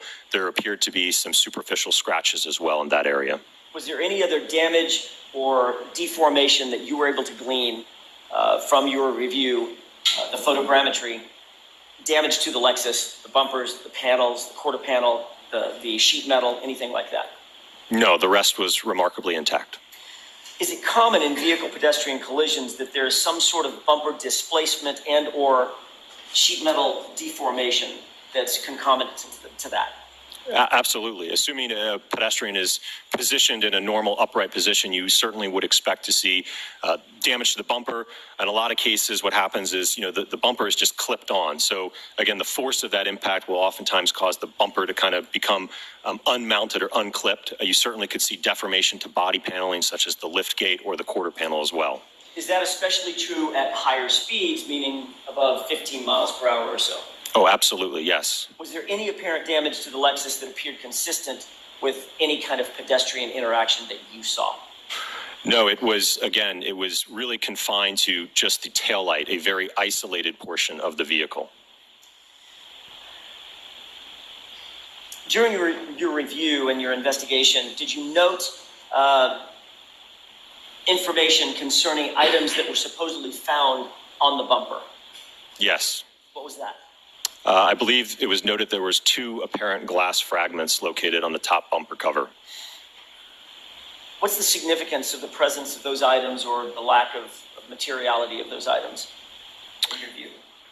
Well, again, I think this, going back to the scene evidence, again, we knew that there was glass fragments, what appeared to be from a drinking glass, at the scene of the alleged incident.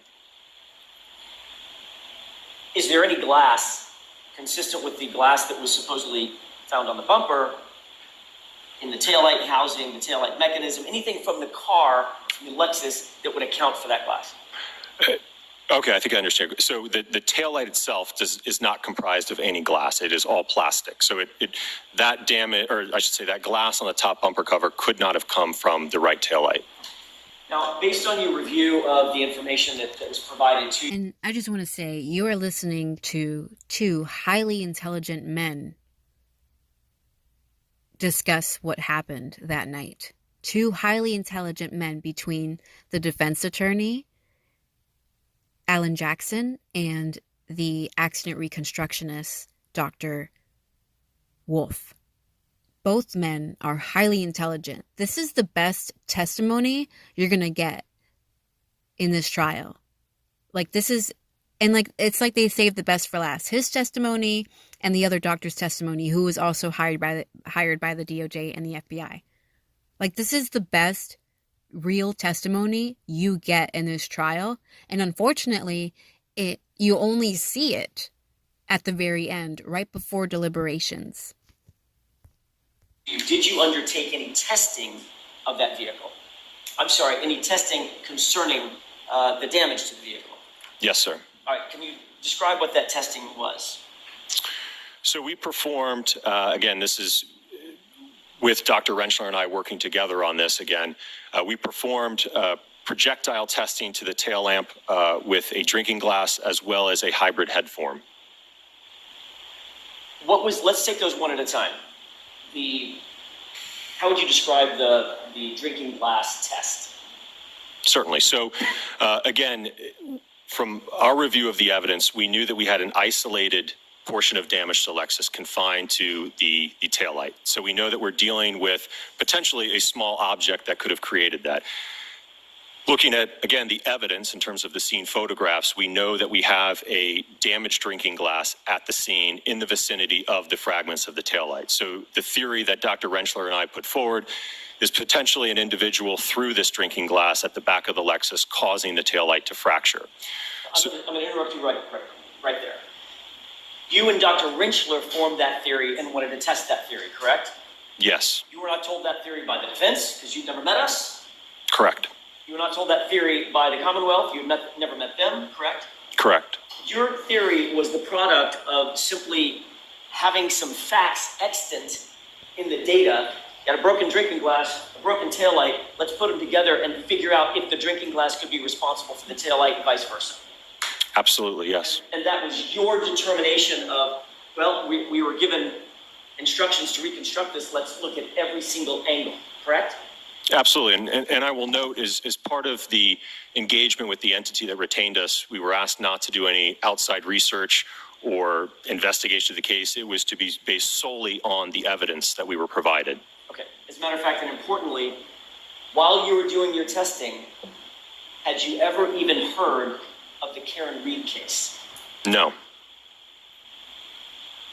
So, getting back to that testing, and I interrupted your flow, you were looking at whether or not the glass could have produced the damage to the rear taillight that you saw, correct? Correct. And what did you do in furtherance of making a determination about whether or not that was possible? Certainly. So myself and one of our lab technicians at ARCCA, we designed and developed a pressurized air cannon. So it was capable of firing a projectile such as a drinking glass at the taillight. So it essentially you can think of it kind of as a giant cannon, but it had a barrel, and then there was a valve that would open rapidly, and directly behind that was a pressurized vessel. And depending on the pressure, the PSI of that vessel, would determine essentially the speed at which that glass would be projected into the taillight. So you literally built a cannon? Yeah, it's pretty awesome. Pretty cool job.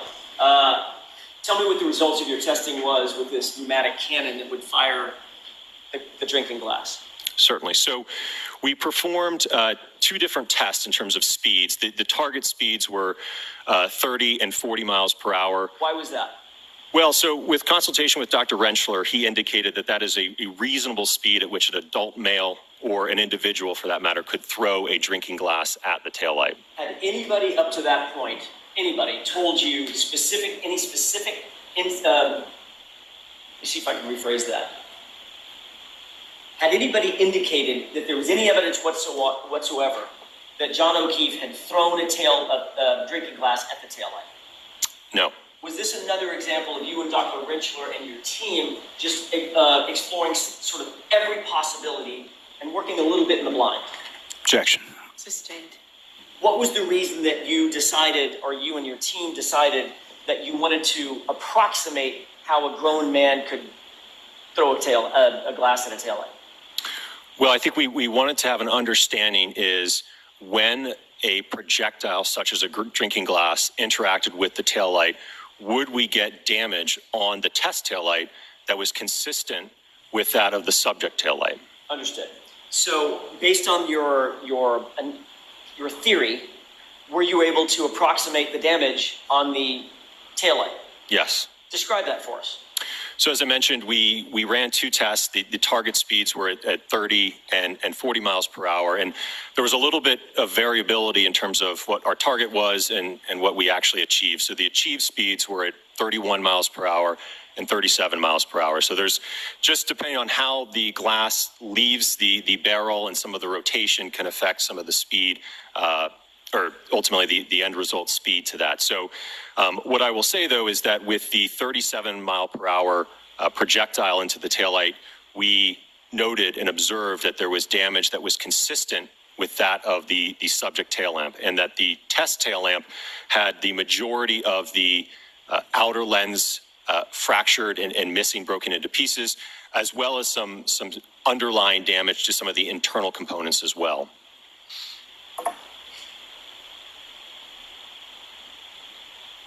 Are you saying, well, let me ask a different question. You were able to replicate the damage to the taillight using a pneumatic cannon firing a glass at 37 miles an hour directly at the taillight, correct? Correct. All right. And that would also shatter the glass too, correct? Correct. Did you do any testing about whether or not that damage to the taillight could be produced by a person simply holding a glass and being hit by the car driving in reverse? We didn't do any testing of that, and primarily because, again, if we're looking at the arm and its total length, right, we only have a narrow damage pattern, which on the taillight, if you think about where where it meets the lift gate into where it starts to wrap around to the side of the vehicle, that's only about 6.5 inches in width. All right. When you fired the glass into the taillight was static. In other words, it was not going to move. It was immovable at that point, correct? Correct. All right. So the glass is hurling through the air at 37 miles an hour and hits a static object that's resisting, and that smash is what produced ultimately the taillight damage that you were able to replicate. Is that right? Yes. If a person were holding in his hand the glass and the taillight were to hit that hand, the hand would not remain static, correct? Objection. Sustained. Ask it differently, Mr. Jackson. If the taillight were to make contact with a person holding a glass, would that replicate what you did in terms of your firing a glass into the taillight? In other words, are they apples and apples? No, I don't think it would be the same. Okay. Why is that? Well, as I mentioned earlier, again, the damage to the back of the Lexus, again, is confined to just that roughly, again, when we're talking about the taillight itself, that 6.5 inch section in width. Right. So it's inconsistent with the total length of the arm, and certainly from discussion with Dr. Rentschler, inconsistent with the injuries to the arm. So given everything in your investigation was revealed concerning this testing, are you saying that the taillight was damaged by John O'Keefe holding a drinking glass that was hit by an SUV? Objection. Sustained. In all the information that you were provided, you were not provided anything that suggested that John O'Keefe threw a glass at the taillight. Objection. Sustained. May we approach? Yeah, it's just, yes.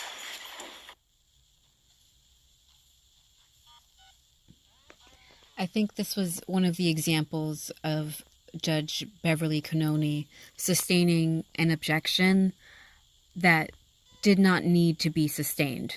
The last way in which Attorney Alan Jackson worded the question was fine.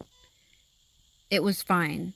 But you can tell that Judge Bev Cannoni is getting annoyed. You are unmuted. May I? Yes. Thank you. What information, if any, were you provided that suggested that John O'Keefe threw a glass at the taillight? No information. What information, if any, were you provided that suggested that John O'Keefe may have had a pneumatic cannon with him that night? I'm not aware of any information regarding that. All right.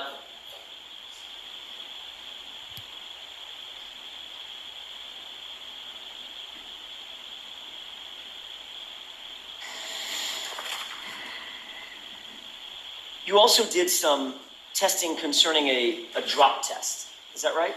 Correct.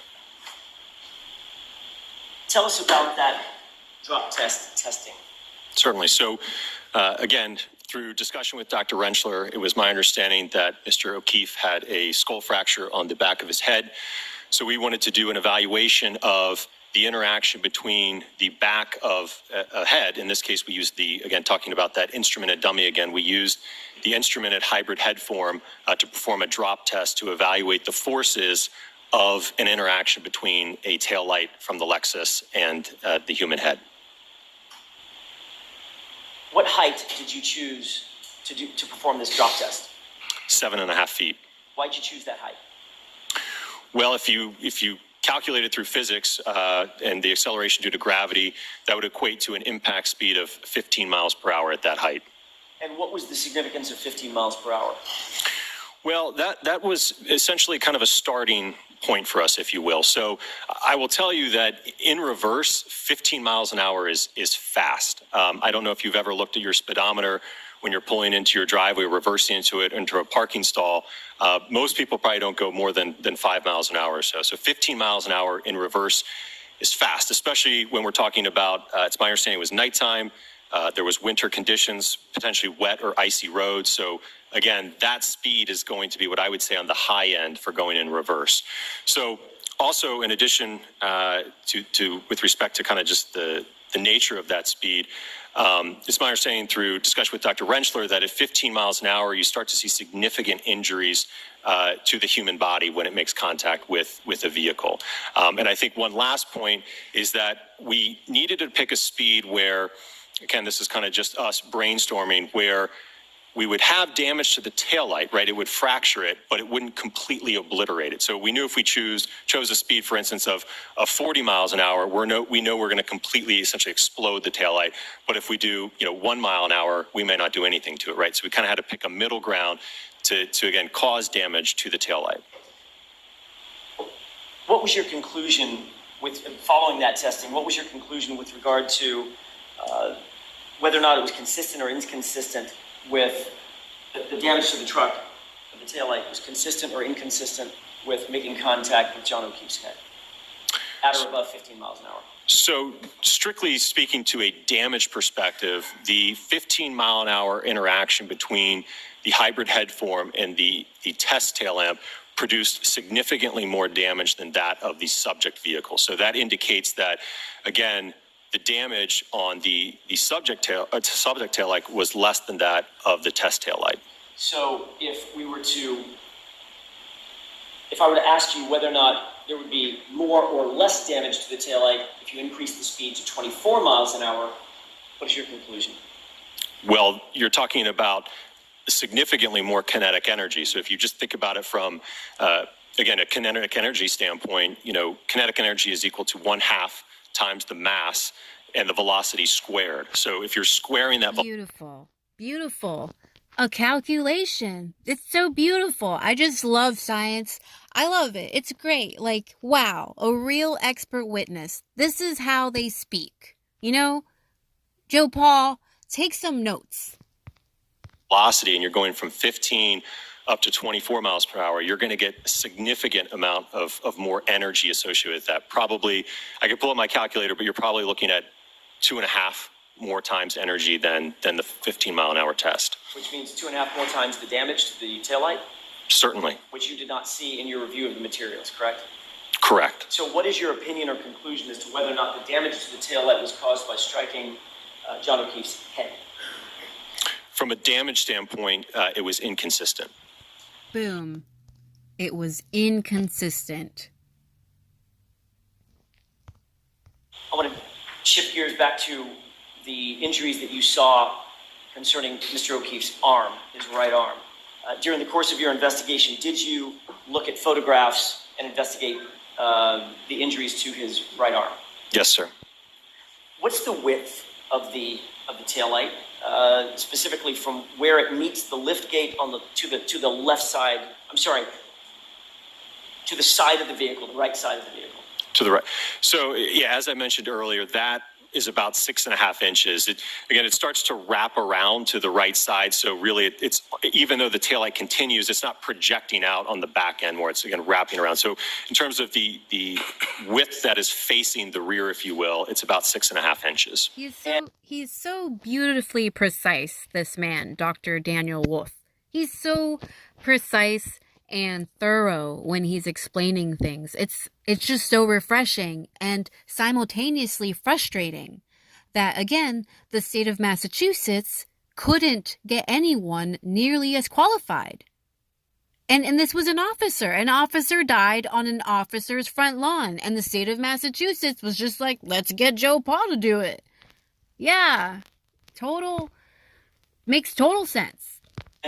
You noted that there was a dent and some paint chips that you identified above the lift gate, correct? Correct. How far away from the right side of the vehicle were those scratches and that dent? Approximately 20 inches. That he remembers all this, people. Like, again, he's not looking at a report. He's not reading notes. He's recalling this from memory. It's like, no wonder he's the director of accident reconstruction for ARCCA. Like, no wonder this man has the intelligence of, like, Einstein. He recalls numbers like no one else. This is the guy you want investigating your death when someone else is framed for it. Significance of that distance. Well, again, to go back to your question about, I think, if somebody was holding a drinking glass, right, and their arm was extended to cause that damage, or if it's theorized that those dents and chips were from that. Again, the thing that sticks out to me is that you have essentially the Lexus taillight. So ask another question.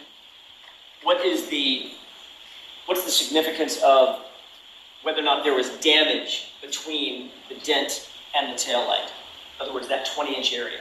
Was it dented? Was it harmed in any way? So in terms of, again, if we're talking about, again, looking at the back of the vehicle and we go to kind of where that right tail lamp just meets the lift gate, as I mentioned, there's another lamp assembly on the lift gate itself. There's also a chrome trim piece above that, and then certainly the body paneling to the liftgate itself. And I think what stood out to me is that between that dent and the fractured taillight, there was no observable damage to that area, which I would have expected had an arm been positioned there.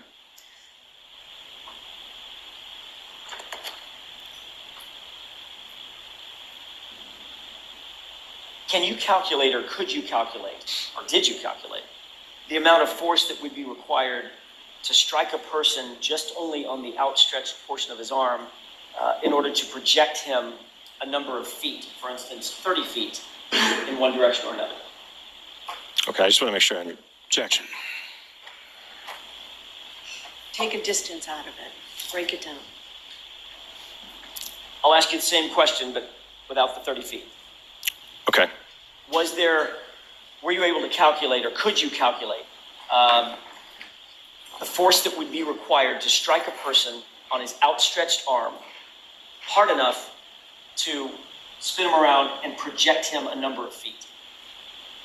If you're talking about only an interaction between the arm and the back of the vehicle, no, there wouldn't be any projection. Again, if you think about this, the arm weighs about, again, with Mr. O'Keefe would be about 11 pounds. So you still have, another 200 plus pounds being held down by gravity, and the force is only acting on the arm. So essentially, the arm would be accelerated, but the whole body, because the center of mass is not being struck, would not be projected.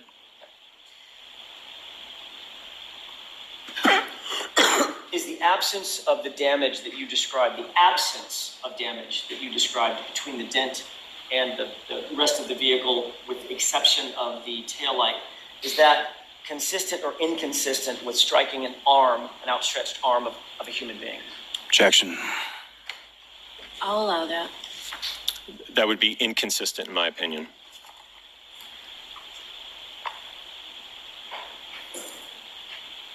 May I have just a moment, Your Honor? Yes. And what is your opinion, Doctor, as to the amount of damage that you would expect to see at 15 miles per hour or above on the taillight if in fact that vehicle were moving in reverse and were to strike something on a human body, for instance, an elbow or an arm? Objection. I'll allow that. I'm sorry, can you repeat the question? Probably not. Sorry. I'm trying. Physics, that's why. From your testing, what would you expect to see in terms of the damage to the right rear taillight if in fact that taillight were to make contact with a part of a human body, for instance, an elbow or an arm, at 15 miles an hour or above? What would the level of damage be as compared to the damage that you actually saw? Well, if we compare it to, again, looking at the drop test that we did with the hybrid head, which weighs about 10 pounds. So again, if we're talking about now a human arm that's comparable in that same weight, we certainly would expect to see a comparable force and damage. So as I mentioned, if the arm is outstretched across the right tail lamp and into the liftgate section, I would certainly expect to see deformation to that body paneling, even potentially the tail light on the liftgate itself and that chrome piece as well. Based on the entirety of your investigation, your entire team's investigation, all the testing that you did, all the biomechanical testing and the engineering and the physics testing that you did, in your expert opinion, was that taillight damaged by striking John O'Keefe on the head? Objection. Sustained. In your opinion, was the taillight damaged by either striking Mr. O'Keefe on the head or the arm? Objection. Sustained. May we approach? Yes. You are muted. Again, I did not see a problem with that question. The objection is the prosecution. It's Adam Lally trying to prevent the answer from coming out. And you'll notice they did the same thing with the computer forensics expert, Richard Green. Like at the very end of his testimony, he was asked probably the most important question, and there were multiple objections to it from Adam Lally. And the same is occurring here. Adam Lally has a pattern. He's got a strategy he's got a game that he uses and he reuses.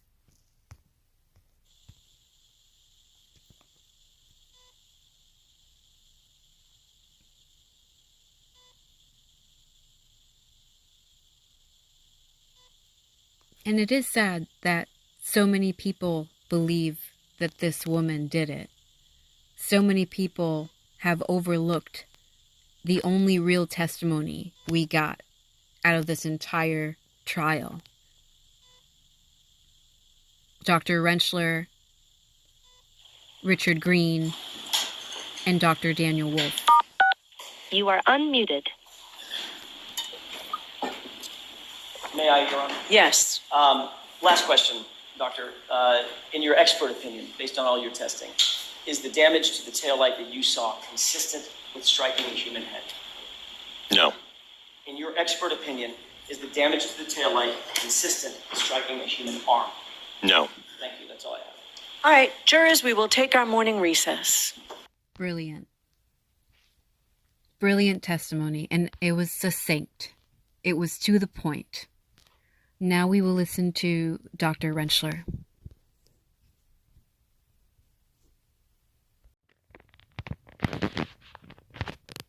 All right, so now we will be listening to Dr. Andrew Rentschler, or Rentschler. As a recap, we have listened to Massachusetts State Trooper and so-called accident reconstructionist Joe Paul, and then we listened to accident reconstruction director of ARCCA, Dr. Daniel Wolfe. So now we will be listening to I believe he's the vice president and director of, I think it's biomechanical engineering at ARCCA. I could be mistaken, but he has a high position, a high level at ARCCA, just like Dr. Daniel Wolfe. They are both at minimum, directors in their departments, which again makes them highly credible.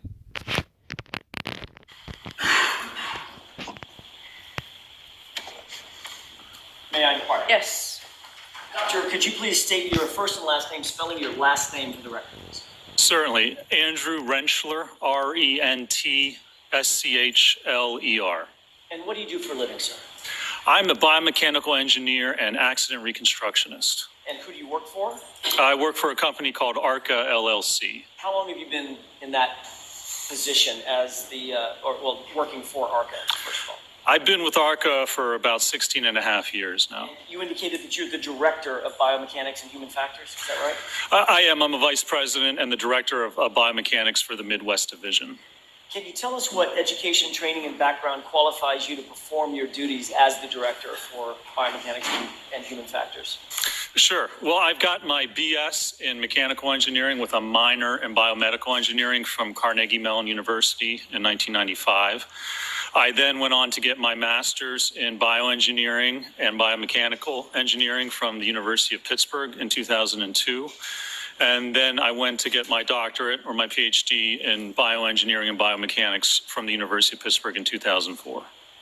Doctor, do you specialize in research and analysis to evaluate specifically the study of the relationships between crash injuries and crash forces? I do, yes, sir. And when I say crash injuries, we're talking about to human beings. That's right, injuries to human beings, whether it be in a crash, motor vehicle accident, slip and fall, industrial, any type of setting where there's an injury to the human body. I evaluate basically that event and the mechanisms responsible for producing those types of injuries. Doctor, does it also include the study of and understanding of human kinematics? It does, yes. As well as human tolerances? Yes, sir. We all know what tolerances mean. What does kinematics mean? So kinematics is really just the motion of the human body, and it's the study of the human body, how the body moves under different circumstances, whether you're in a car that's struck from behind, what direction will your body move, slip and fall, how will your body rotate and move. It's really looking at the motion and the response of the body. Are you certified by any professional associations? I have a PhD. There's no professional licensure for biomechanical engineering. PhD is the highest basically certification you can get. And I'm also a member of SAE, Society of Automotive Engineers, as well as the American Society for Mechanical Engineers. Have you received additional training and education in further beyond your PhD and the associations that we just talked about? I have, yes, sir. Can you describe, without going through all the detail, describe the kind of continuing education that you engage in? Well, I attend seminars and professional classes with respect to biomechanics as well as accident reconstruction, but looking at new technology and research with respect to injuries. For instance, motor vehicle accidents, if there's new safety measures such as airbags, seatbelt pretensioners, auto detection devices on vehicles. So really kind of staying up to date with the current research and literature that's out there. So your And much like Dr. Daniel Wolfe, Dr. Andrew Rentschler, already within the first few minutes of his testimony, is already well credentialed and well qualified to conduct the independent investigation he conducted on behalf of the DOJ and the FBI. Already within the first few minutes of his testimony, it is so clear that there is a stark contrast between his level of certainty, his level of expertise, and that of Trooper Joe Paul. If you compare the two, if you compare the three of them, Dr. Daniel Wolfe and Dr. Andrew Rentschler, if you compare them to Joe Paul is in elementary school.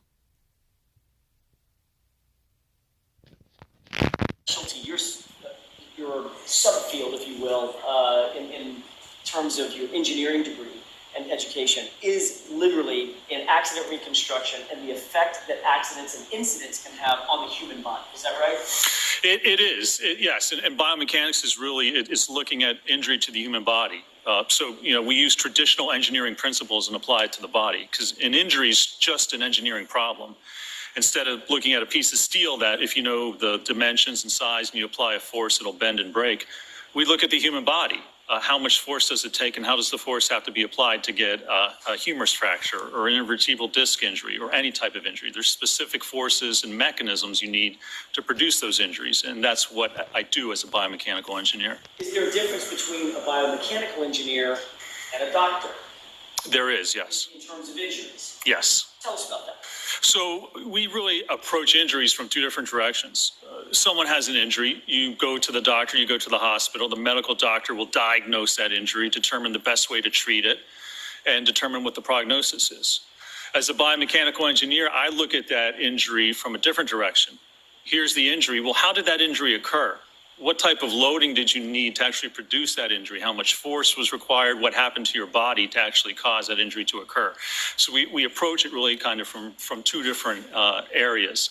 And certainly the doctors diagnose the injuries and determine what they are, and then the biomechanical engineer will come in and we'll look at that injury. And not only how's it produced, but ultimately our hope is to mitigate and prevent injuries from occurring, whether in motor vehicle accidents, sports settings, industrial settings, anywhere there's an interaction with the body and the environment, we want to try and make it safer for individuals. So you're not diagnosing an injury as much as you are trying to figure out the mechanics and the forces behind the injury. Is that right? That's right. I'm not a medical doctor. I wouldn't diagnose an injury, but given an injury, I understand the mechanics of how that injury is produced and what you need to actually cause that injury to happen. Are you also published in the field of biomechanics and or engineering? I am, yes, sir. Can you describe that? When I did my graduate work at the University of Pittsburgh, I worked at a place called the Human Engineering Research Lab. And it was associated with the VA in Pittsburgh as well as the University of Pittsburgh. And so we looked at people with disabilities. Well, one of the big things that we did, or one of the major points, was people in wheelchairs. So if you have to propel a manual wheelchair, you put a lot of stress and force on the arm, the shoulder, the elbow, the hands, carpal tunnel. So we look at the injuries that are produced during those types of events. How can we reduce the force acting on the body for someone like that? So it's looking at, again, how the body responds, how we can set up a chair differently to actually reduce the amount of force someone might experience doing that type of an act. That is a rather noble position to have, to be at a position to innovate devices such as a wheelchair for someone with a disability, so that that wheelchair does not cause as much stress on that person's body while the person's trying to push the wheels or trying to maneuver the wheelchair. That's amazing work. That's commendable work. Like beyond this Karen Reed case, to be someone in that position like he is, to be in a position to innovate machines and devices that in turn, your innovation helps to improve the lives of human beings for the better. Like, that is commendable. Activity. Have you qualified as an expert in the past in the area of biomechanical engineering and human factors? I have, yes. In furtherance of, let me ask it this way. Were you asked to engage in an analysis, ARCCA, to be engaged in an analysis of the incident that is currently before the court? I was, yes, sir. Did you produce, or did your team produce a report about your opinions and conclusions, including the testing and the methodology that went behind those opinions and conclusions? We did, yes. You were not hired by the defense in this case. I just want to say this is a delayed reaction, but Attorney Alan Jackson referred to this situation as an incident, and I'd like to point out that that is the correct term to use in this situation. When transportation departments, for instance, when they are investigating accidents on the road, they have different categories for them. It's usually incident or accident, right? And then they have other categories beyond that, depending on the department. But there is a stark difference between an incident and an accident. And generally, if you don't know what happened, it's an incident. Whereas an accident can be explained as an accident, an incident cannot be explained. So I'm just saying, Attorney Alan Jackson was correct at referring to this as an incident. No, we were not. You were not hired by the Commonwealth in this case. That's correct. We were not. When you started your analysis, you didn't know who we were. You did not know who the Commonwealth was. That's correct. You'd never heard of the Karen Reed case. I had not. No, sir. You were contacted by my office after you provided your report, correct? That is correct. Yes. Were you ever contacted by the Commonwealth? Not that I'm aware of. No, sir. And you and I have never discussed the substance of your testimony, correct? That's correct. We have not.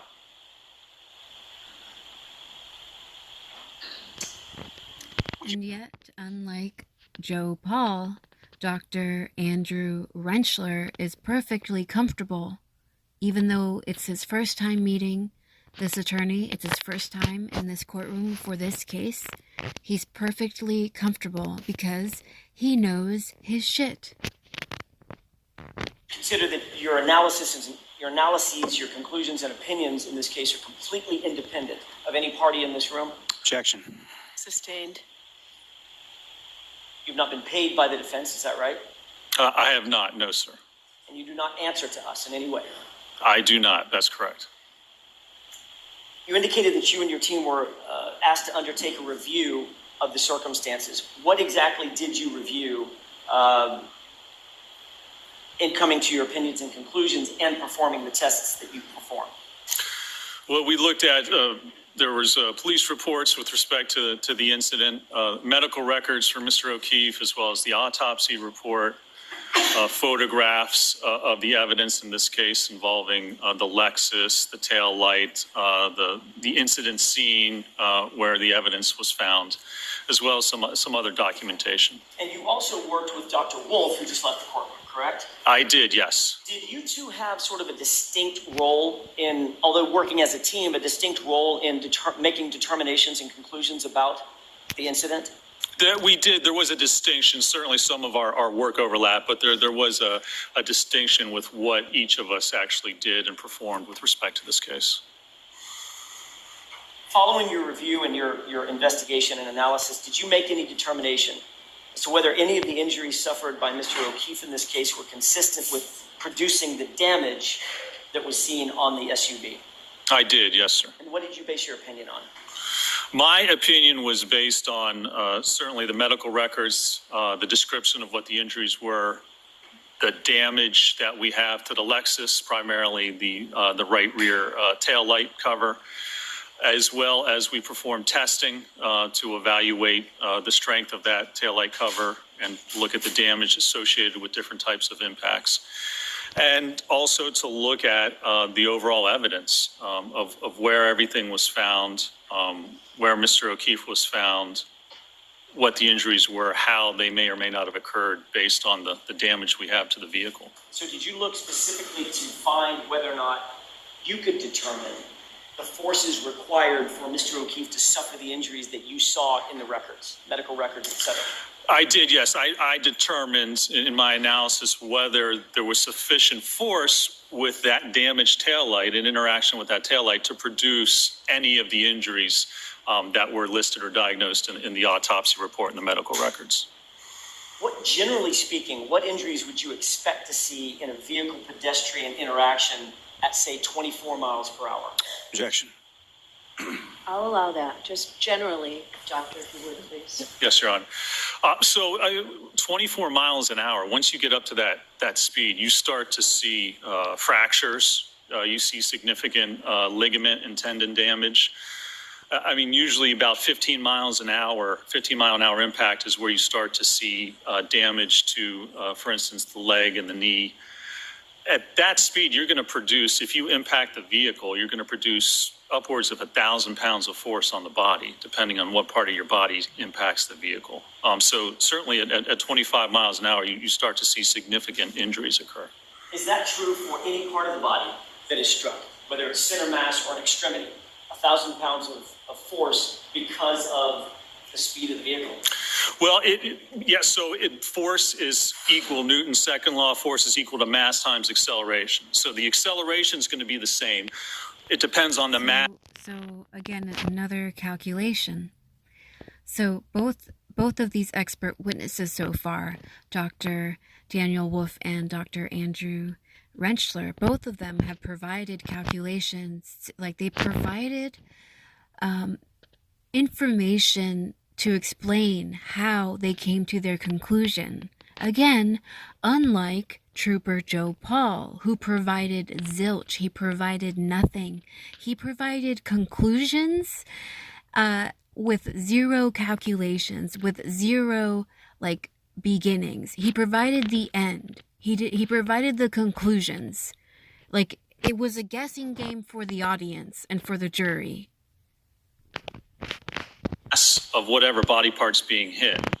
So from the testing that we did at 15 miles an hour, we used a head form which weighs about 11 pounds. And that produced almost 1,000 pounds of force, a little under that for the head. So anything that weighs 11 pounds is going to produce almost 1,000 pounds of force. The heavier the object, if you get hit center mass, that's going to be even greater force because that's more mass than just 11 pounds. So the acceleration is the same for each body part. It just depends on the weight of the body part and how heavy it is to determine the force that's actually exerted on the body. Did you review, in furtherance of your conclusions and opinions, did you review records that indicated injuries to both a head as well as an arm, a right extremity, right arm? I did, yes, sir. Taking those one at a time, is the injury to the head that you saw consistent with having been struck by a vehicle at 24 miles per hour? It is not, no, sir. Can you explain why that is? There's a couple of reasons. First of all, and the main reason is that to get the injury, it was a fracture at the occipital region of the head, which is basically on the back bottom part of the head. So in order to have that part of the head contacted by the tail light, you would somehow have to have a configuration or be standing in a manner that the rest of your body doesn't get hit because there's no other significant injuries to the body. If there's enough force to cause a skull fracture, then there's going to be certainly enough force to cause injury to the rest of the body. So first of all, you have to determine how could you configure somebody could actually be standing to have only the head impacted, the back of the head. And even if that was the case, if somebody positioned themselves in such a manner to have that occur, you're still going to see other injuries related to that.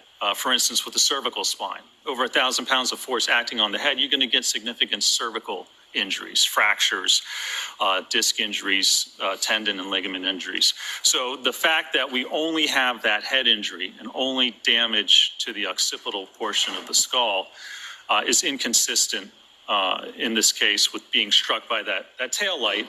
And then there's also the evidence that we saw when we did the testing.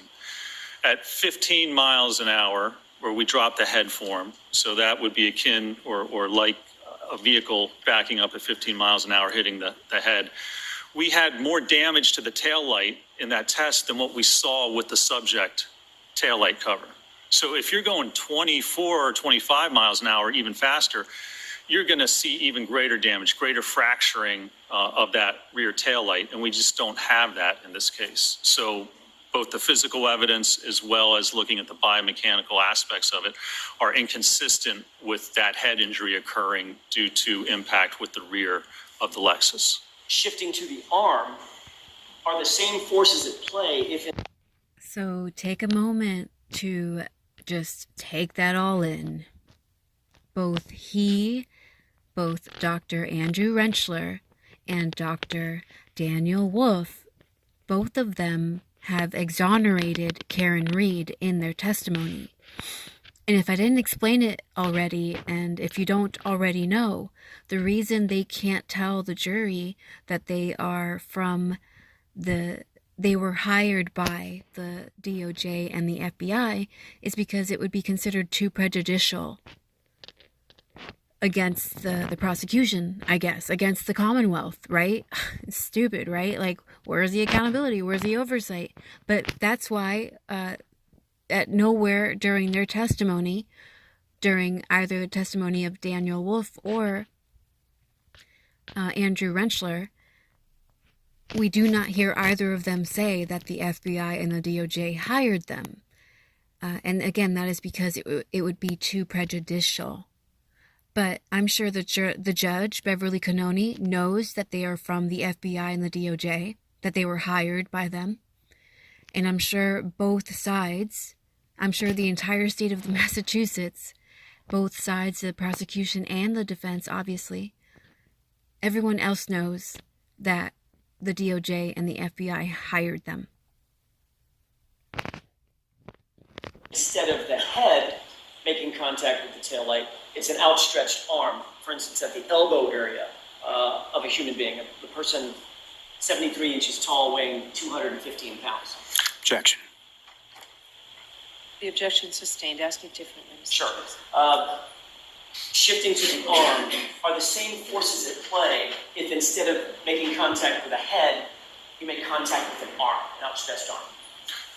They are. I just explained the force is mass times acceleration. So if the arm weighs the same as the head, you're still going to get that same force, almost 1,000 pounds. Does the arm weigh the same as the head? It does, actually, almost identical, because your arm, one of your arms, including the hand, forearm, and upper arm, is about 5% of your total body weight. So for someone who weighs 216 pounds, that comes out to about 10.8 pounds. So your arm, basically your whole arm, is about the same, weighs the same as your head. So is your analysis the same then if the arm, close to an 11-pound arm, made contact with the taillight traveling at 24 miles an hour, at 15 miles an hour, would you expect even more damage to the taillight at a higher speed? Objection. I'll allow it. Watch the leading though. Sure. Yes, you would. If it's higher than 15 miles an hour and you have an arm actually striking that taillight, you're going to get even more significant fracturing, more damage to that taillight at a higher speed than what we saw. So was the taillight damage consistent or inconsistent with striking an arm? It was, our findings was it's inconsistent for a number of reasons, but it's inconsistent with striking the arm. Yes, sir. Okay. I want to shift back to the head injury that you saw. Was the head injury that you saw consistent with falling backward from a standing position onto a rigid surface? That's certainly one of the possible scenarios. That would create the injury mechanism. You fall backwards, strike your head on concrete.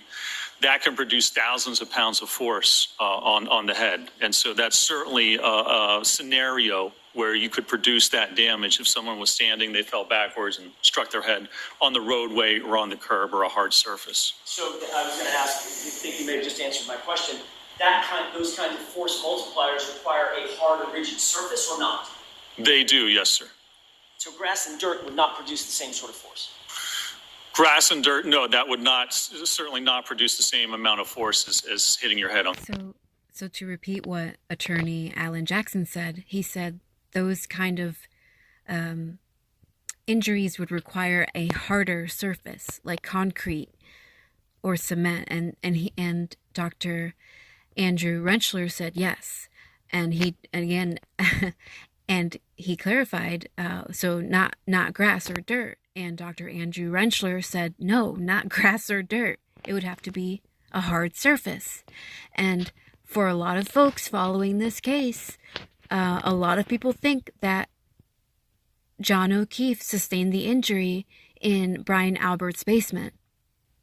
And that's why Brian Albert had his basement redone before he sold the house. Again, his childhood home that was in the family for generations.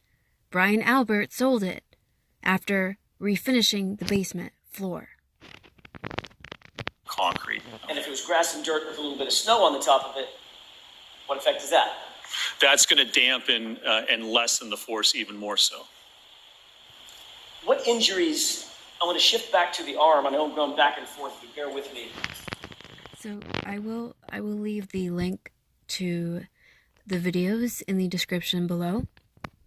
And I just want to say that this is in honor of the truth. I am not trying to be a bitch. I am not trying to be unnecessarily mean here. This is in honor of the truth. I'm not really on anyone's side. I'm on the side of the truth. And as soon as I heard about this case, and as soon as I looked into it, I knew that the truth was not being stated by the state of Massachusetts. I knew that the state of Massachusetts was hiding the truth. And I am so grateful to these expert witnesses who came forward and conducted actual accident reconstruction and reverse engineering, actual scientific experiments. I am so grateful that someone in this case, in this trial, honored Officer John O'Keefe. Someone had to. And I am so grateful someone did, because certainly no one, absolutely no one from the prosecution side has so far. Absolutely no one has honored that man from the prosecution side. Thank you for watching.